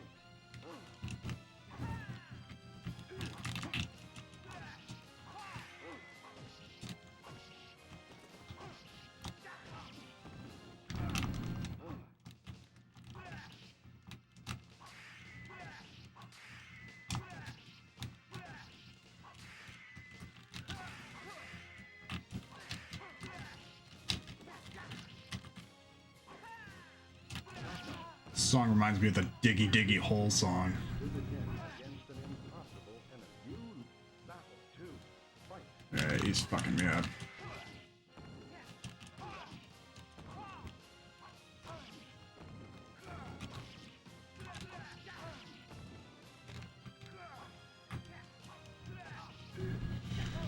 God. Mercy, Cervantes. I might have used Cervantes like once in Soul Calibur 2. I can't beat him here. I'm just gonna go ahead and go to the next game.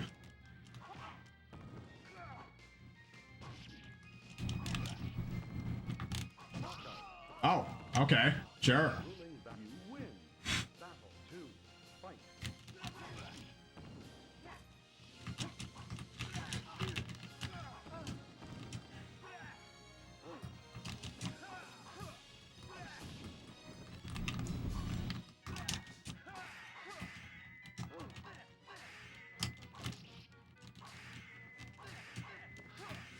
Knock him out. Knock him out.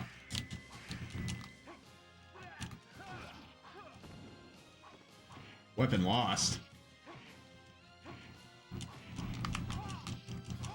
Oh, that would be embarrassing if I... No! No! No! Fuck! Okay, we're still going. I can't believe I lost that. How did he lose his weapons?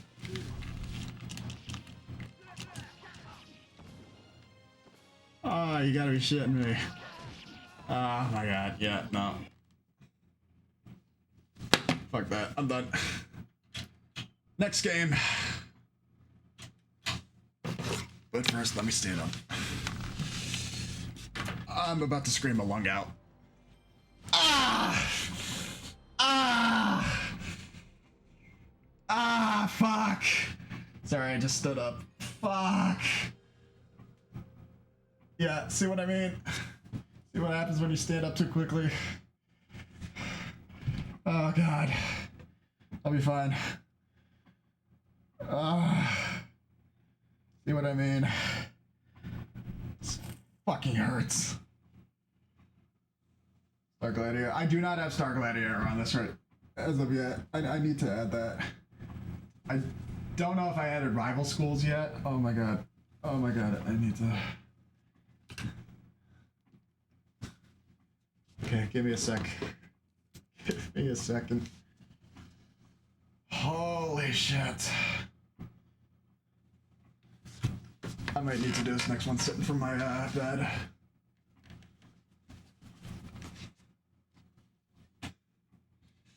I'm sorry. That was just... Okay, take it easy. Take it easy.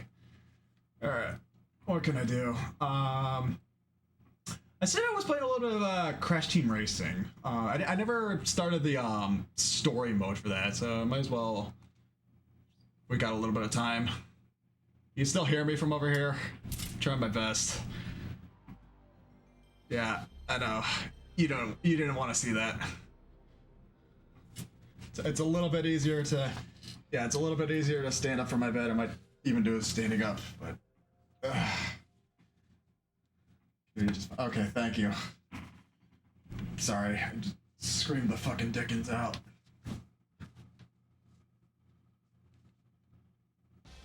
Start your engine. Sony Computer Entertainment America production. Yeah, I've been playing a little bit of this on the side. It's honestly, like I said, as far as PS1 racers go, this is probably the best one that you're gonna find, kart racer wise. I honestly want to say this feels more like Diddy Kong Racing than it does Mario Kart, though. Comparing content wise. Like, you know, Diddy Kong Racing had the adventure mode, and so does this one. But like, as far as Mario Kart competitors go, this is probably your best one that's not 100% Mario Kart. I'm gonna try adventure mode though. Not that, you know, I'm gonna do a full playthrough of this on stream, because I've got other games I could play. Crash. I'm always Cortex.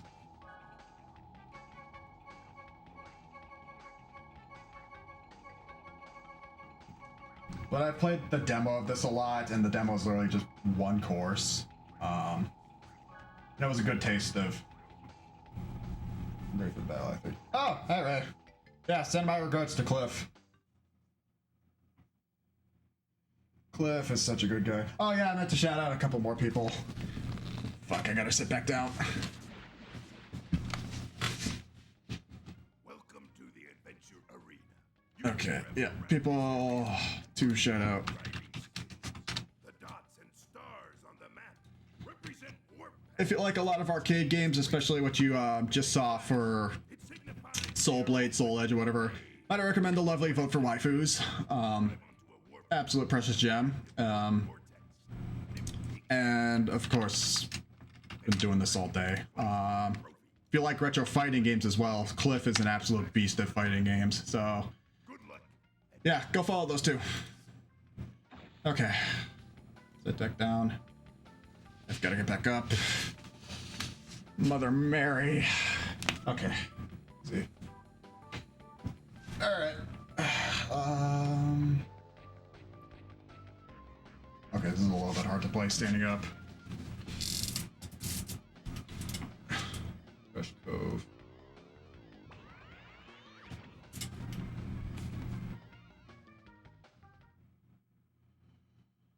Whew. It's clear I don't have the stamina for this anymore. It's not that I have the time, it's just I don't have the stamina. What a curse. I have a PlayStation that I could play any PlayStation 1 game that I want. And yet I'm bedridden to play it.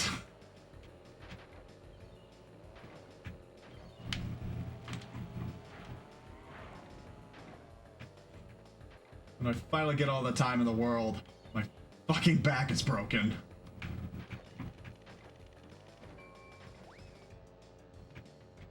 And you know what else? This is actually kind of funny. I've actually been playing this on like a 5-inch portable black and white CRT TV. I picked up this TV at Goodwill for like $5, and I kind of just wanted to do it just for either testing purposes or just kind of for travel purposes. But this small little black and white TV that I've been using really makes for a good bedside TV if I don't have to get up out of bed. The problem is though is that it only takes RF input, so I have to use an RF connector to capture or to put it into my TV. So I've been playing this game in black and white on a 5-inch TV with an RF connection. And here I am playing it in composite and full color on a bigger CRT.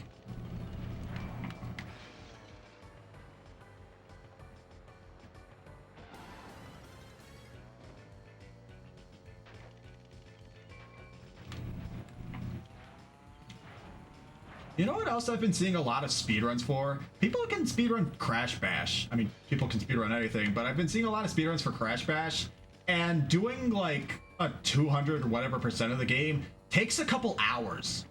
And I know that Mario Party speedruns are usually a couple hours long if you have to go through all the boards, but Crash Bash, for what I know, doesn't have any boards. It's just the mini games, and doing all the mini games with all the trophies or whatever, from what I've seen, takes a couple it takes a couple hours. So I don't know how that happens.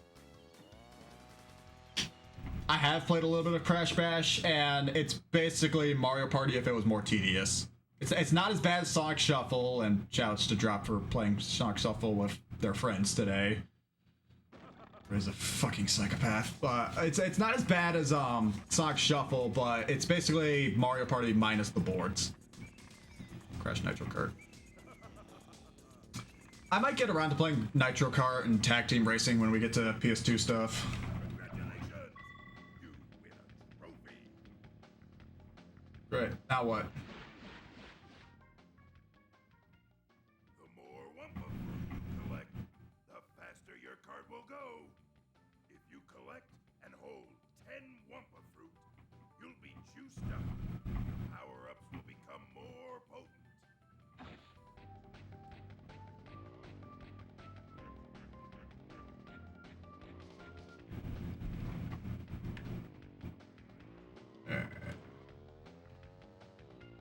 Let's follow the mini-map around.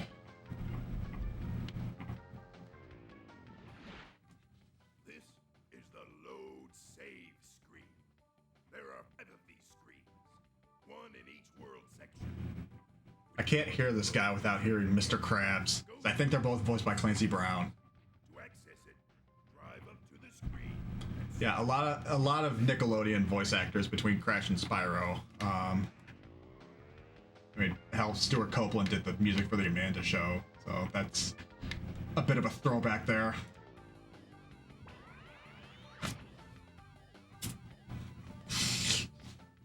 So I can get the trophy. What about the other things?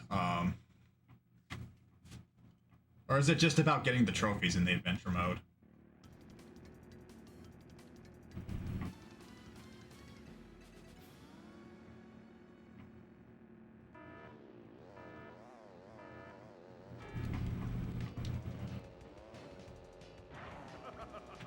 And from what I know, there's only 16 courses in Crash Team Racing. Or at least they give you 16 to start. I don't know if they have any more. I know that they give you more characters eventually, which I'll probably get with a better save file here.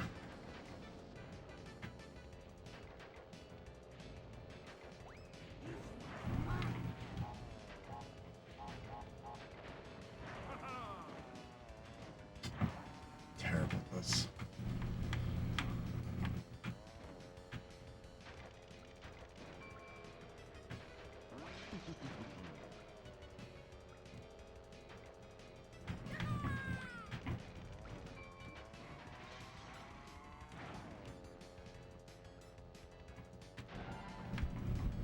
Got him.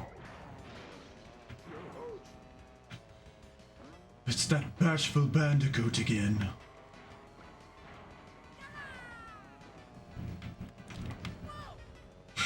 Wow.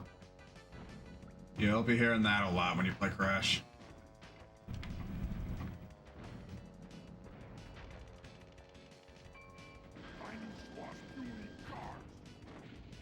Grab, grab, grab, grab.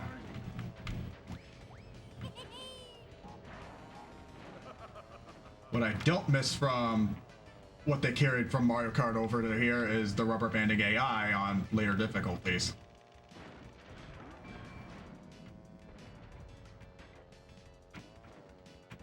Another one of those games where if you fuck up once, you can go from first to 8th. And trust me, I've done that in the later cups. There are times where I've had a lead for the longest race or whatever, and then Coco comes from miles behind and somehow cuts me off at the last second, and I'm basically tying the cup with her. I mean, granted, if I tie a cup with somebody, I still win, but... Oh, where am I going?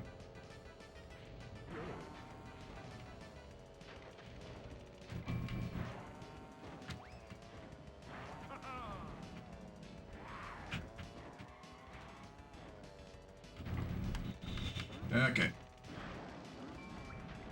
Yeah, see, you. Where in Cinnamon Toast fuck did you come from?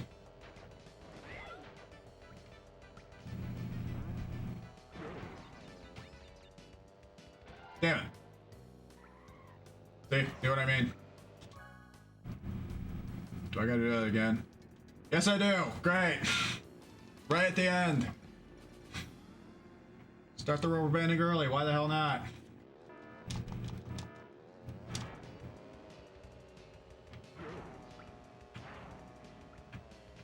The courses aren't long.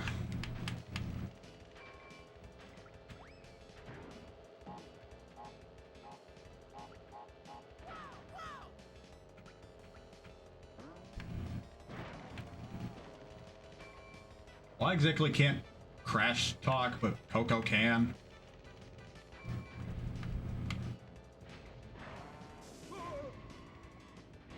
Shit.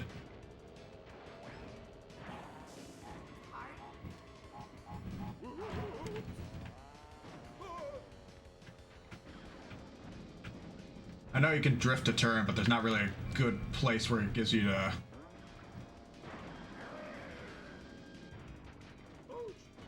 drift around.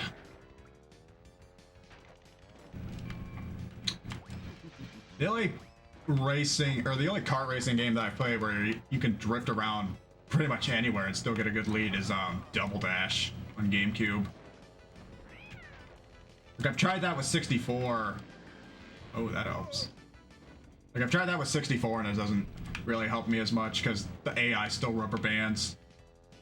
And that's honestly what kills the fun of playing 64 alone.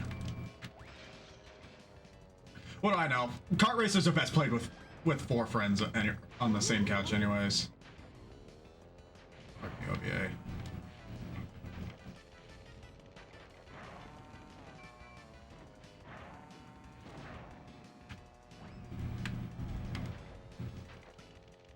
I keep forgetting that I actually do have a PS1 multi-tap. It's a third-party one, but DualShock 2 controllers work on PS1, right? Yeah, they do, because I've played Driver 2 with the DualShock 2. So, I do have at least 2 DualShock 2s for my PS2, so technically speaking, I have 4 DualShocks ready to go for any PS1 game. Yeah, see what I mean? Coco comes out of nowhere.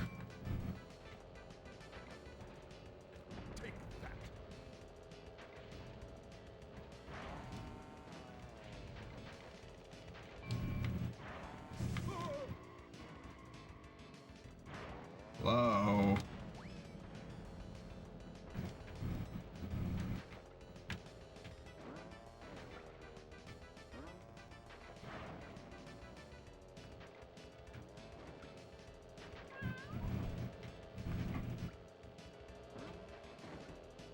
Coco, you bitch! Damn it! Alright, let me try the other one.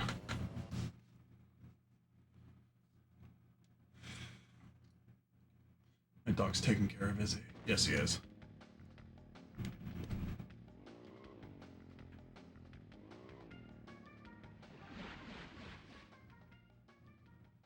To access this boss garage, you must come in first place in all 4 races of this area. Good to know.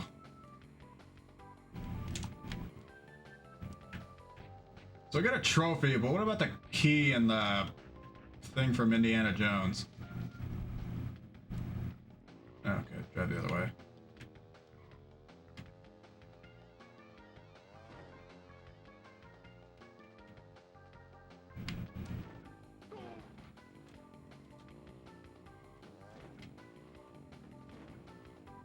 Oh, PlayStation.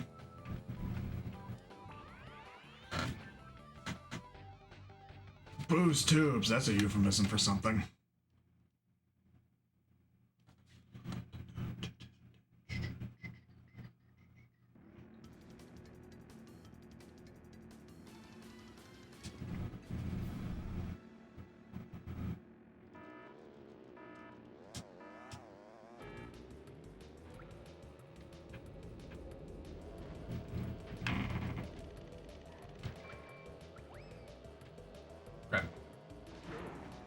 Again, most of these courses I've only played in black and white, so this is honestly my first time seeing this in color.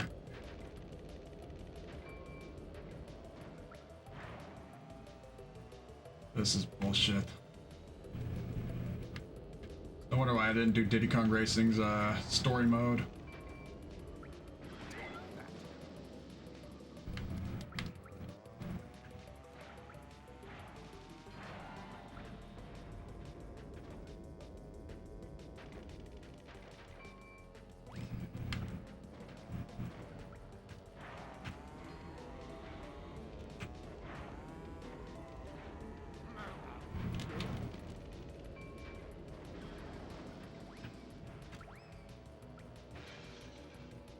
You.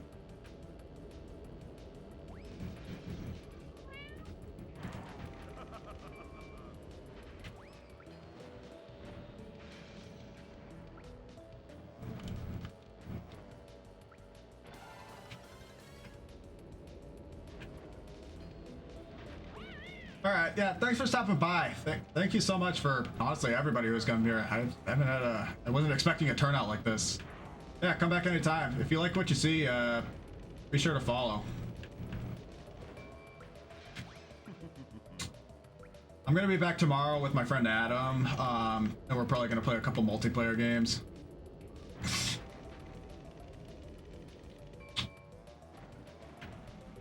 But yeah, I've got basically this entire week to do PS1 stuff.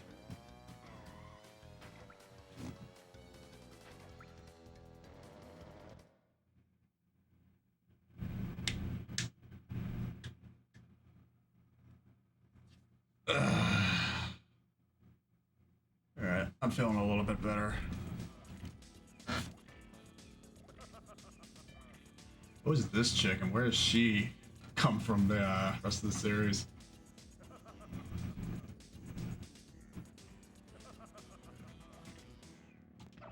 Congratulations! You win a trophy.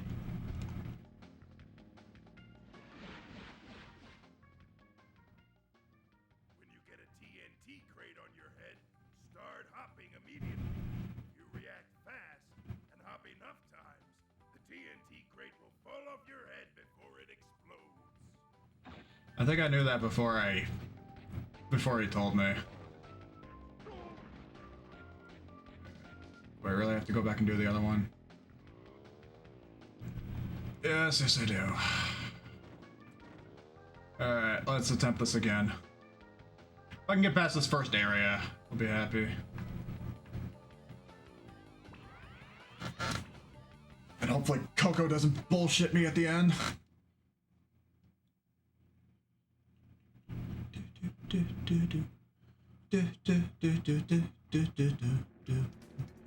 Got that Crash Warp theme in my head.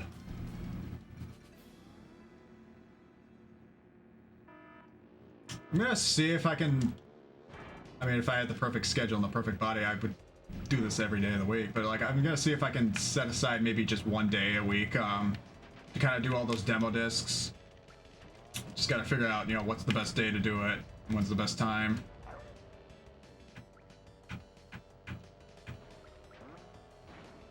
I gotta make the wheel too. I gotta ask Kyle how to make the wheel.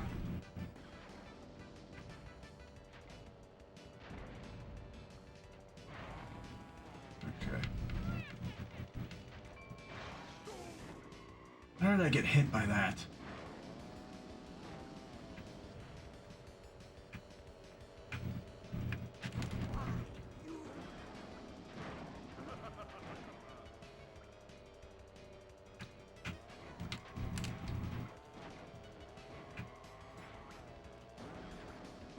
Yeah, you really gotta drift around here to get first place.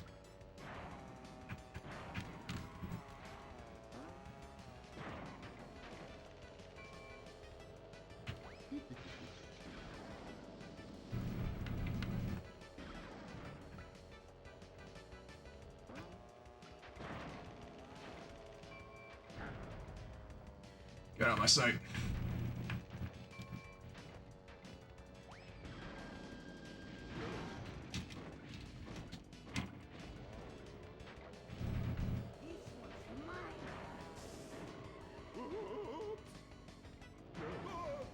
Oh my god, please. Where are all the fruit? Isn't there usually fruit on this, or is that not in the story mode?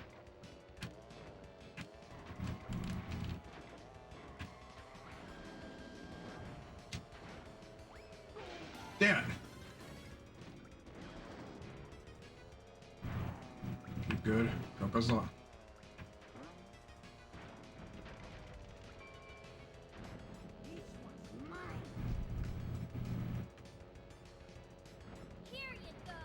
This is crap. This is only the second race or whatever of the game.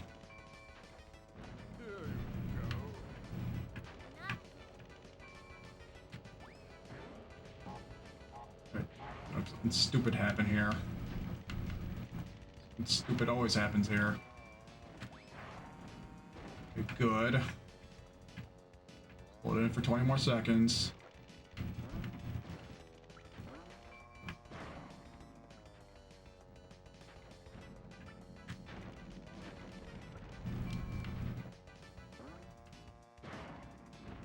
Like magic. God, what took so long?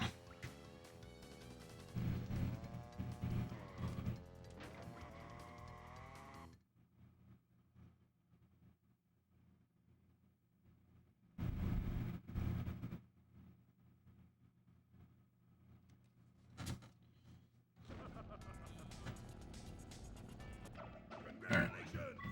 You win a trophy!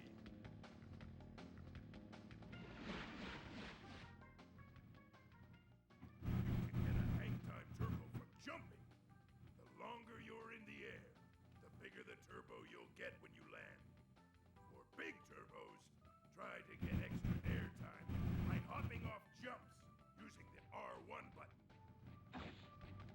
SpongeBob, me boy, I figured out how to cheat in a kart racing game.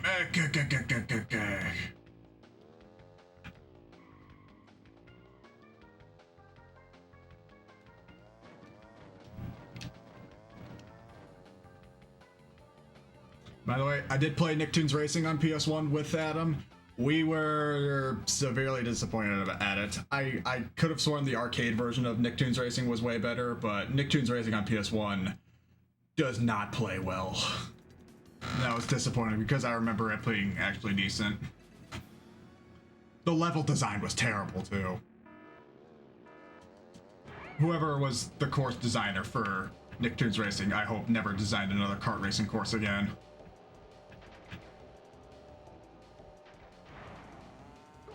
Crap.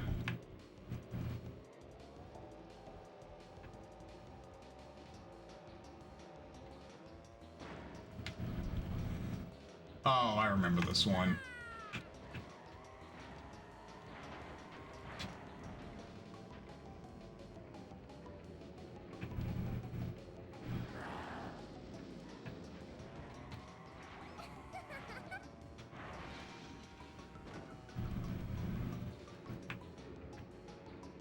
Bye, Coco.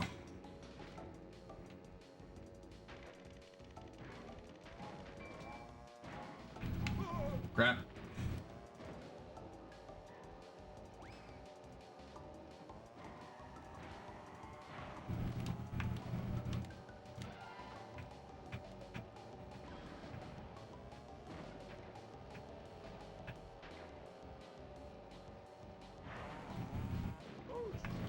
How am I not making that? Maybe I have to jump.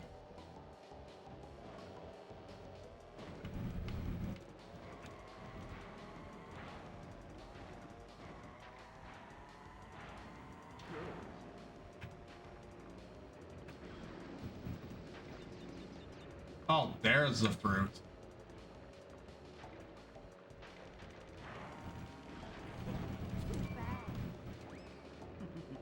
Crap.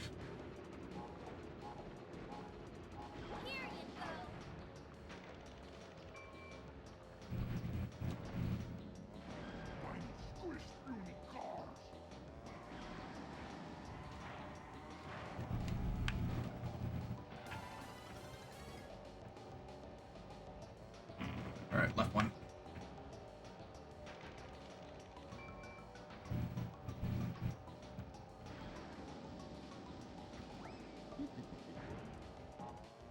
Get out of the way, bitch.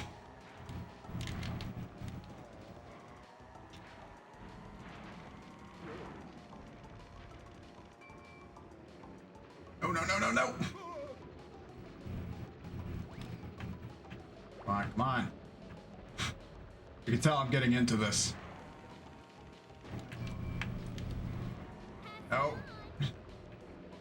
Coco is dead behind me.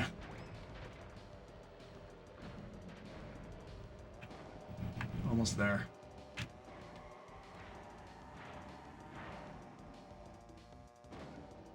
Money.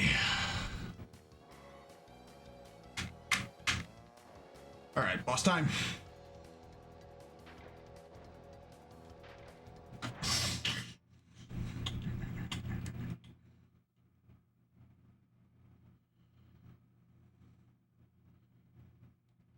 It's funny that like the only other kart racing game to even rival this on PlayStation, at least to this level, was Speed Punks, and I think even that was a Sony published game.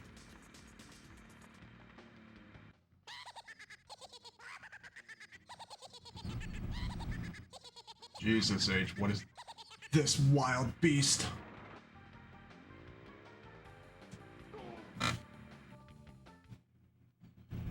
What happens if I lose?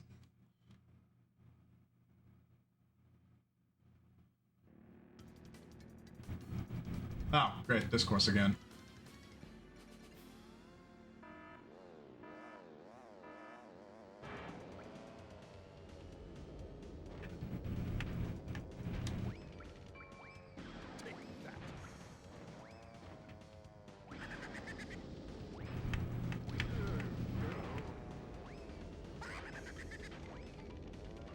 Oh, this fucker's dropping TNT like mad.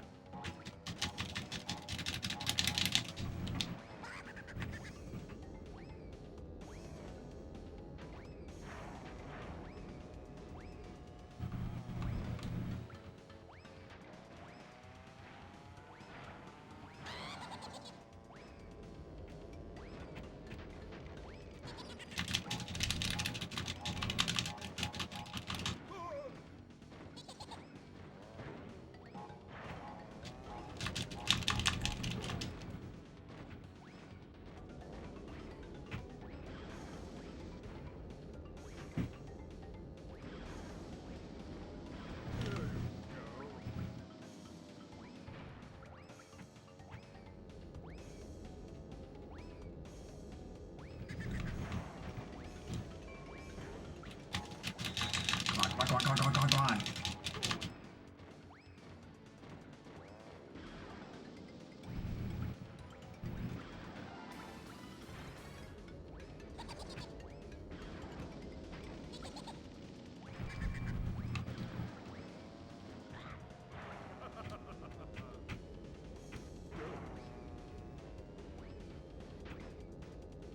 Yeah, this isn't fair because I'm racing against the fucking Unabomber of kart racing.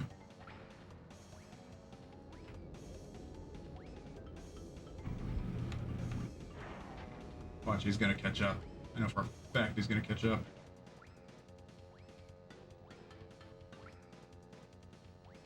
Nope. Thank God. Yeah, see, that my friends is bullshit.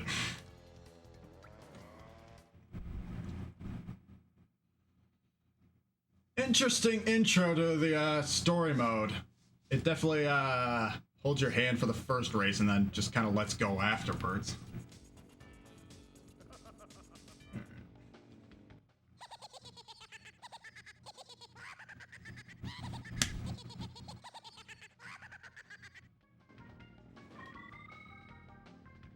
Oh, okay.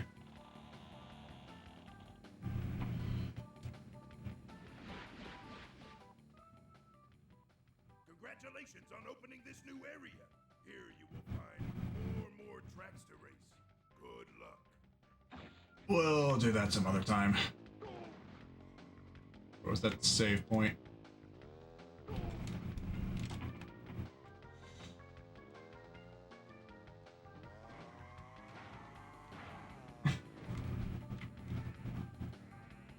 Wow, already 9% done. Is this one of those games where you have to, where it goes like over 100% and it goes to like 105, whatever? Because I hate that. And I know Crash and Spyro games are notorious for those. Alright,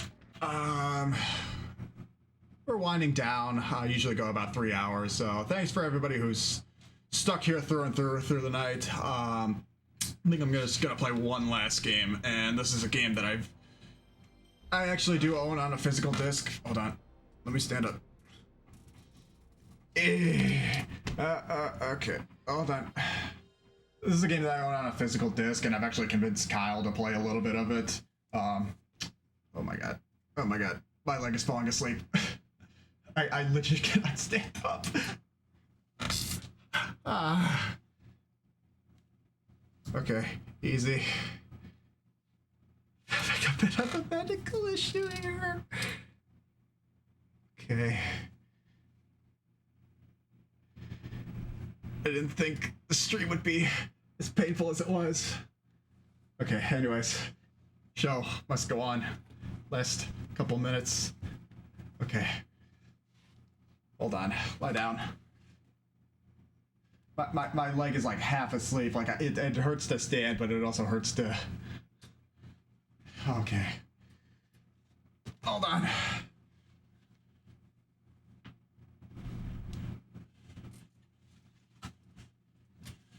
Okay. Okay. There we go.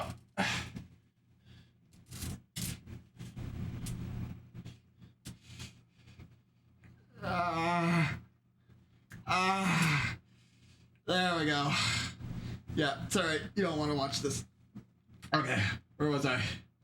So, last game for tonight. Game that I actually own on disc, and I bought this just before I got my PS1 mode. This is a golf game that's in basically every sports bar ever. Like, I don't think I've ever went to a sports bar that just doesn't have this game in the arcade. You might know this game as the arcade golf game with the trackball. Yeah, this is Golden Tee.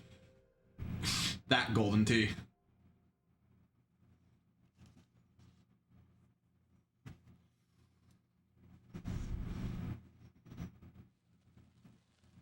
Ooh, like...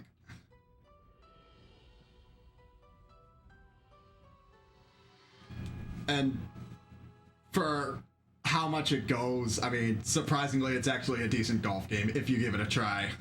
At least like the first, you know, iterations, where I don't know how Golden Tee is nowadays, if it's trying to be like a rival to like PGA Tour.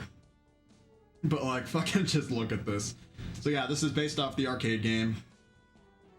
The arcade game uses a trackball controller, as I mentioned. There is a trackball controller for the PS1, but unsurprisingly, or, you know, unceremoniously, it doesn't work with this game. So, that's a shame.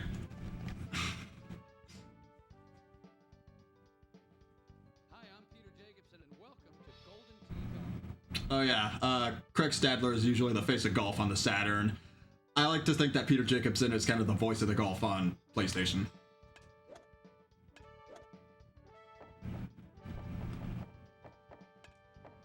Rolfer.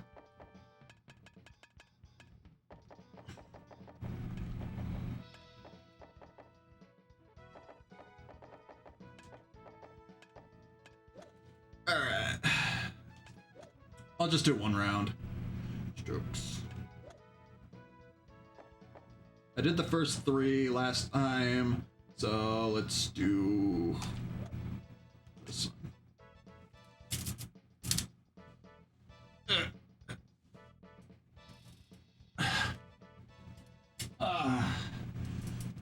One, par 4. Watch the trees that crowd the center of the fairway. Okay. Filled creek and dense. I think lying down a little bit has kind of revitalized my leg. Let's have a great round today. Yeah, there we go. That's better. Hey there. So I've gotten a little bit decent at this game. I've kind of figured out the mechanics for this. So select your putter. L1 and R1, or the shoulder buttons, kind of determine where the ball goes on the wind. You also have to check for wind here. That ball's going to drive about 250 yards. So what you do is tap X a little bit more, and triangle lets it go. And that ball's flying to the left. Yeah, great.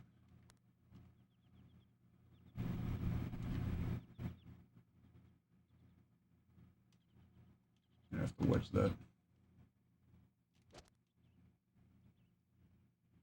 That's gonna go in the water.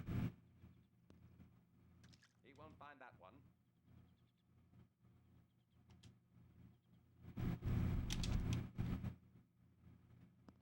Get in there. Damn. Golfer 1 trying for bogey.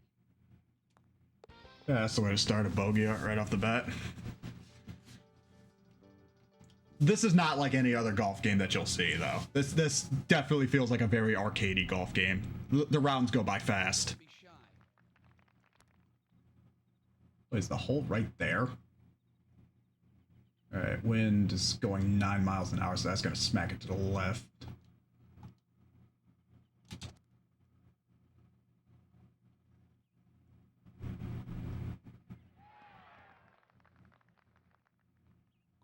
1 trying for birdie. It's gonna be a tough birdie. It's flat even. Oh my god, really? Wow, even again. Hole 3, par 5. Yeah, my leg just kind of fell asleep those last couple of minutes, so. You are the greatest. Thanks, Pete. We're gonna drive that ball. There's trees there, there's trees there. Gonna shank it to the left a little bit. Wind's gonna carry it, so you know what? I'm actually gonna make it a little bit straight. And watch her fly. I didn't go nearly as far as I wanted it to.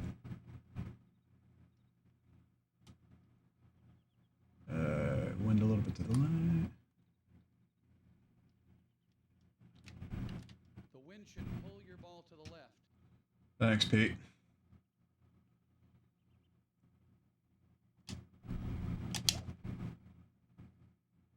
It's the wind. Get down. Get down. I can putt from here.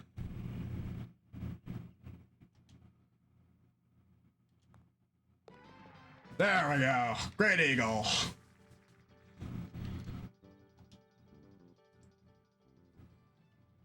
4, par 5. The thing is with these games is you just gotta simplify it as much as you can. And for how simple of a golf game that this is, I mean, granted, it was an arcade game to start with a trackball controller. You're on fire. There's not really much that you have to know. Like, yeah, there's a lot of math, but just know that if you have a wide open space like this, then check for trees. There's a wide open space there, so just drive it 300 yards, know where the wind is going, so it's going to pull it to the left. And watch it fly. Then the bunker. No, just outside the bunker. Don't be shy.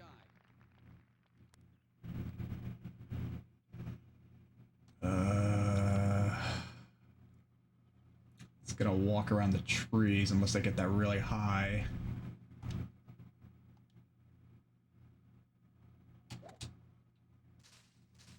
Yeah, shit. Yeah, I knew that was gonna All right, let's be aggressive out there. turn it up a little bit. It's a par 5, so I got time. We'll probably birdie this.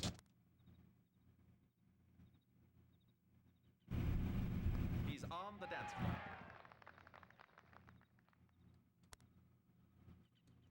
I don't really like putting from here, but because of this game's physics. Get in. Damn! Really? Fucking hell, it was that close.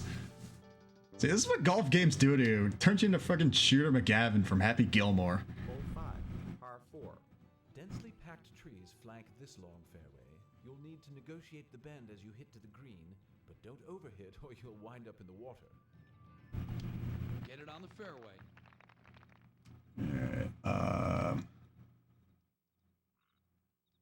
ball's gonna drive it way far, so...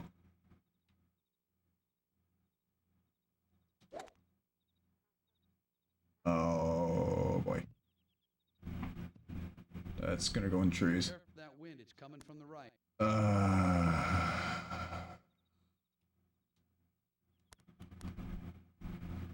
I don't like this. I don't like this at all. It's par 4, shit.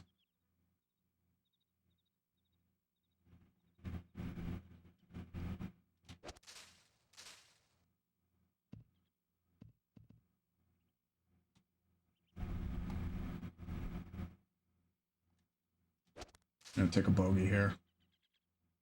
Get the chainsaw.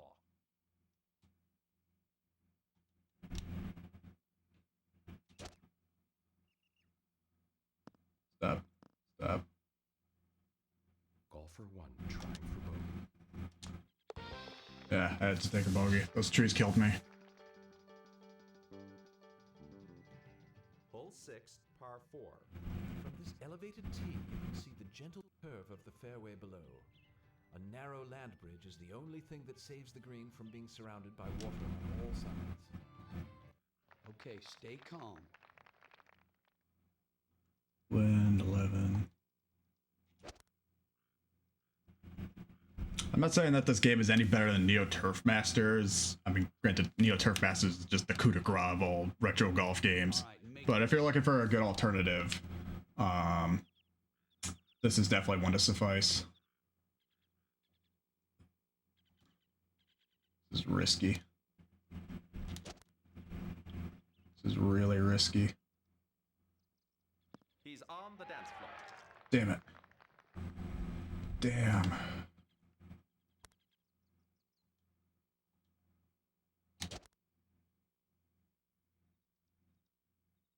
Go, ball.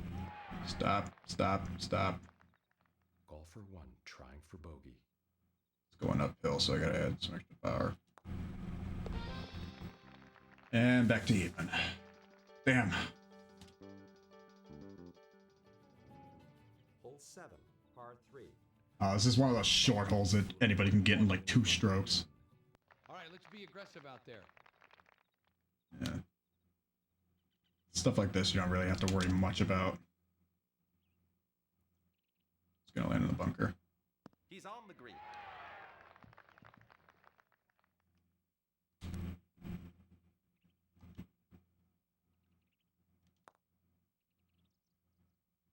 Golfer 1 trying for par.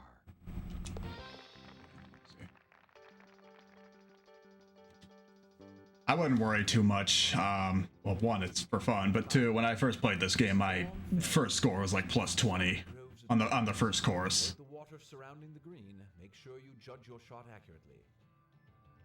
It's just a random moose in the water. Hit that thing hard. Oh, yeah. Clean straight away. And the wind's gonna pull it a little bit high. That ball hit the trees again. Shit. A good firm tee shot. Go for that pin. No. It's par 5. I'm gonna play it safe.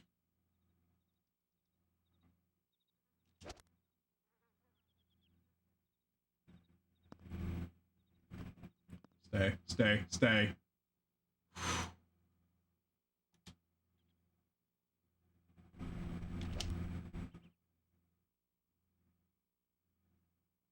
He's on the green. God damn it.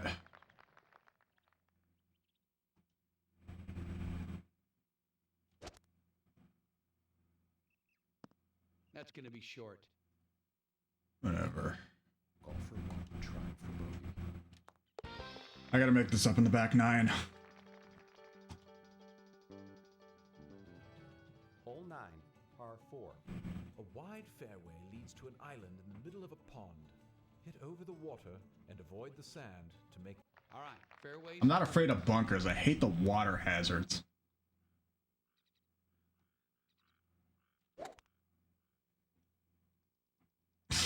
Go, go, go, go. Oh, that is long gone. That is a good drive. Now, that was a drive. That's a great drive. All right. I don't want to have to hit this out of the bunker. Oh, easy.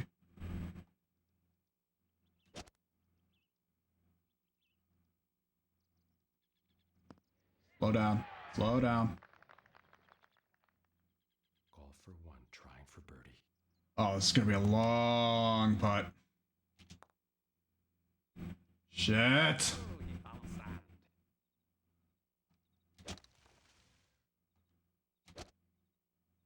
Oh, he found sand. Yeah, fuck this.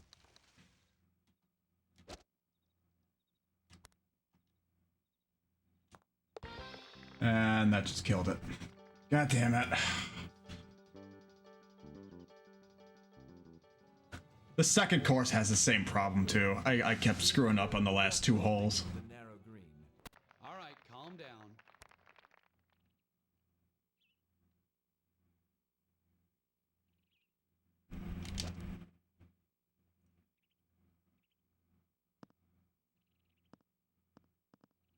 I could have drove that.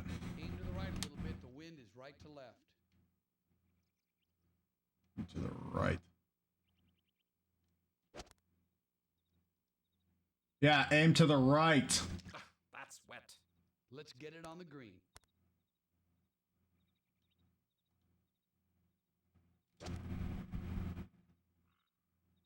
God, who am I playing against? Bob Barker? For one, trying for bogey. Golf for one, trying for double bogey. I've had 2 decent holes this entire game. Hole 11. I know what I just said, that this is for fun, and my first game was plus 20, but this is getting freaking ridiculous. All right, fairways and greens.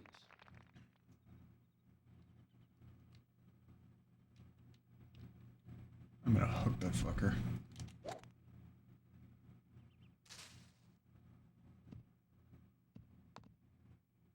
The wind should pull your ball to the left. I don't even know where the fuck my ball's going.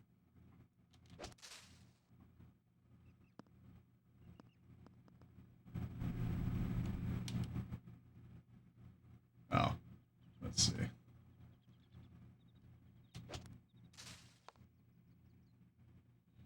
Oh my god.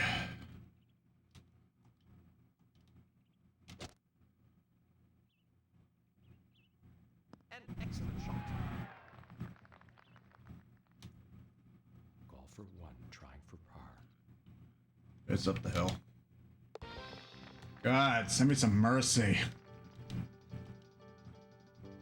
Be lucky enough to finish this in +5 or +3. 12. Par. All right, make this.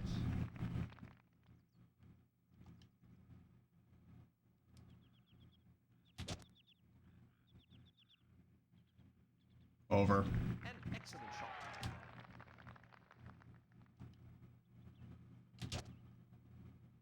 Under. You won't find that one.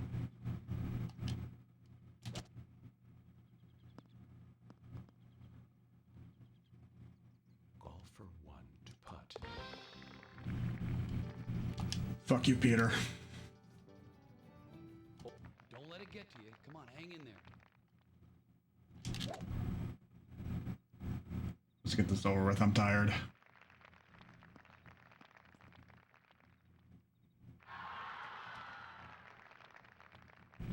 How long is this friggin' hole? Bunker. Oh, he found sand.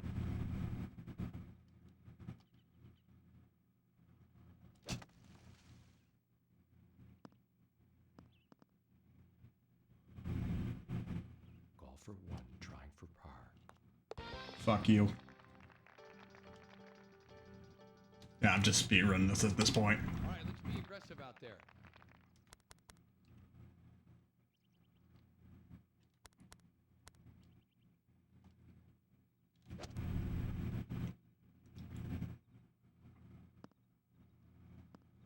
I think it's the trees that are killing me on this course. So par 4.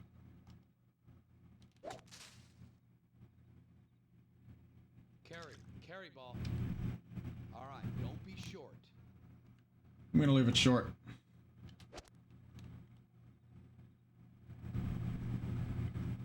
He's on the green.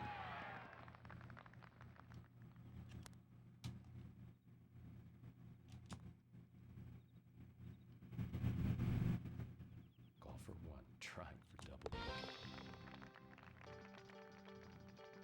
Alright, 4 more holes. Hole 15. I know, we've all had a long day.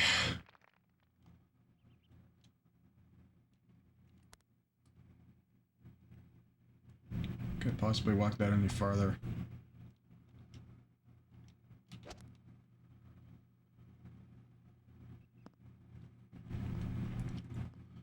wind is only pushing it to the left and right, though. Okay, that one's going.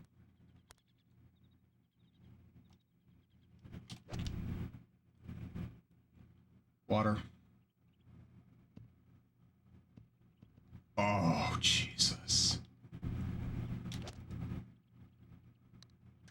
That's wet.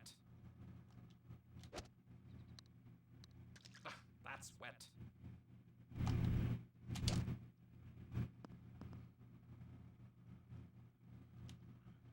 Golf for 1 to putt. I hate this course. Go for that pin.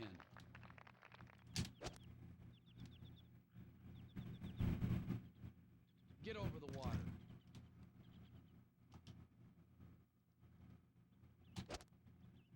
Go, go, go, go. You gotta be fucking kidding me, really? Really? Oh my god. I'm not even fucking trying anymore.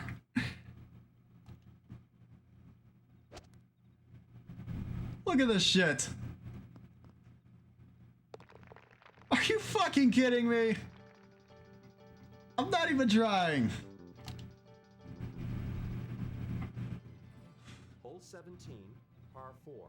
This challenging hole. I've had some decent hits and some decent misses, but come the fuck on. Watch the creek that runs through the fairway and in front of the green. Get it on the fairway.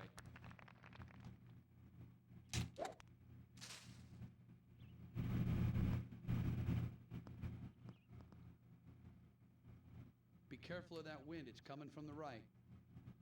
I don't even care anymore. I just want this ball gone. Get the chainsaw.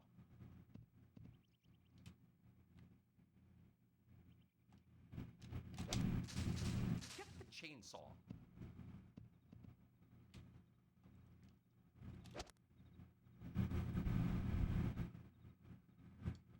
I'm gonna whack this ball till the cows come home. Golfer 1 trying for bogey. Golfer 1 trying for double bogey. I love how he gives that smug laugh that he's like, oh, this guy's trying for double bogey. What a fucking loser. Flamingos. Hole 18, par 5. I don't All right, care. calm down.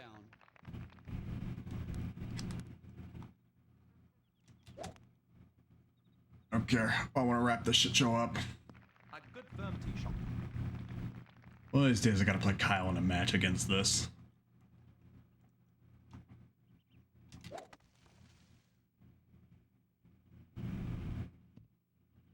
Oh.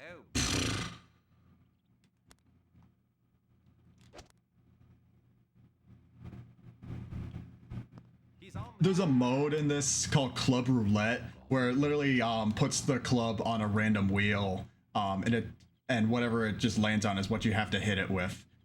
It's actually kind of fun, but it's really stupid. And I've tried it.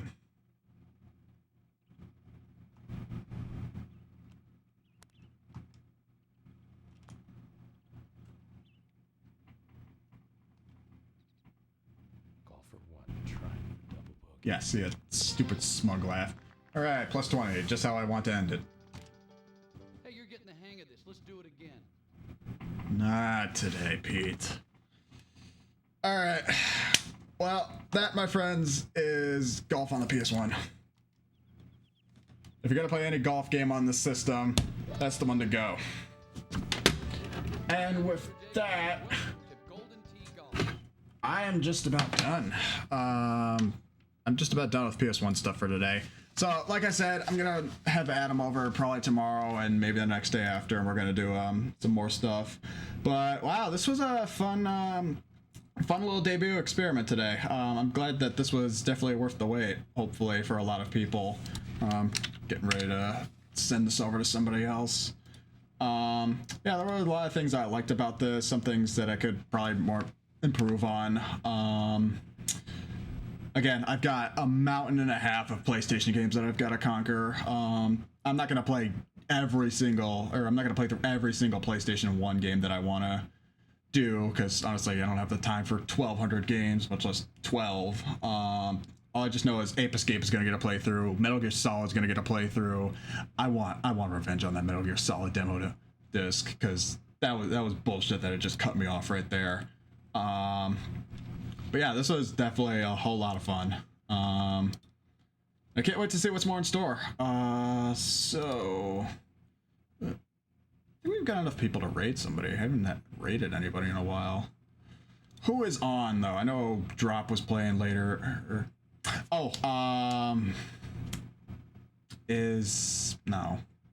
Kyle might be on. Like I said, Kyle is kind of the heart and soul of this. Yeah, he is. So you guys want to go visit my good buddy Kyle? Of course you do. And again, as far as the PNG tuber thing, this was just kind of a nice experiment. I don't know exactly when or where I'm going to use this. Hopefully I can use this so you don't have to see me screaming in agony while I'm resting my back up. So, all right, I'm just about done. Thanks for everything, guys. This was definitely a fun stream. Take care. Good night. Let's go see Kyle.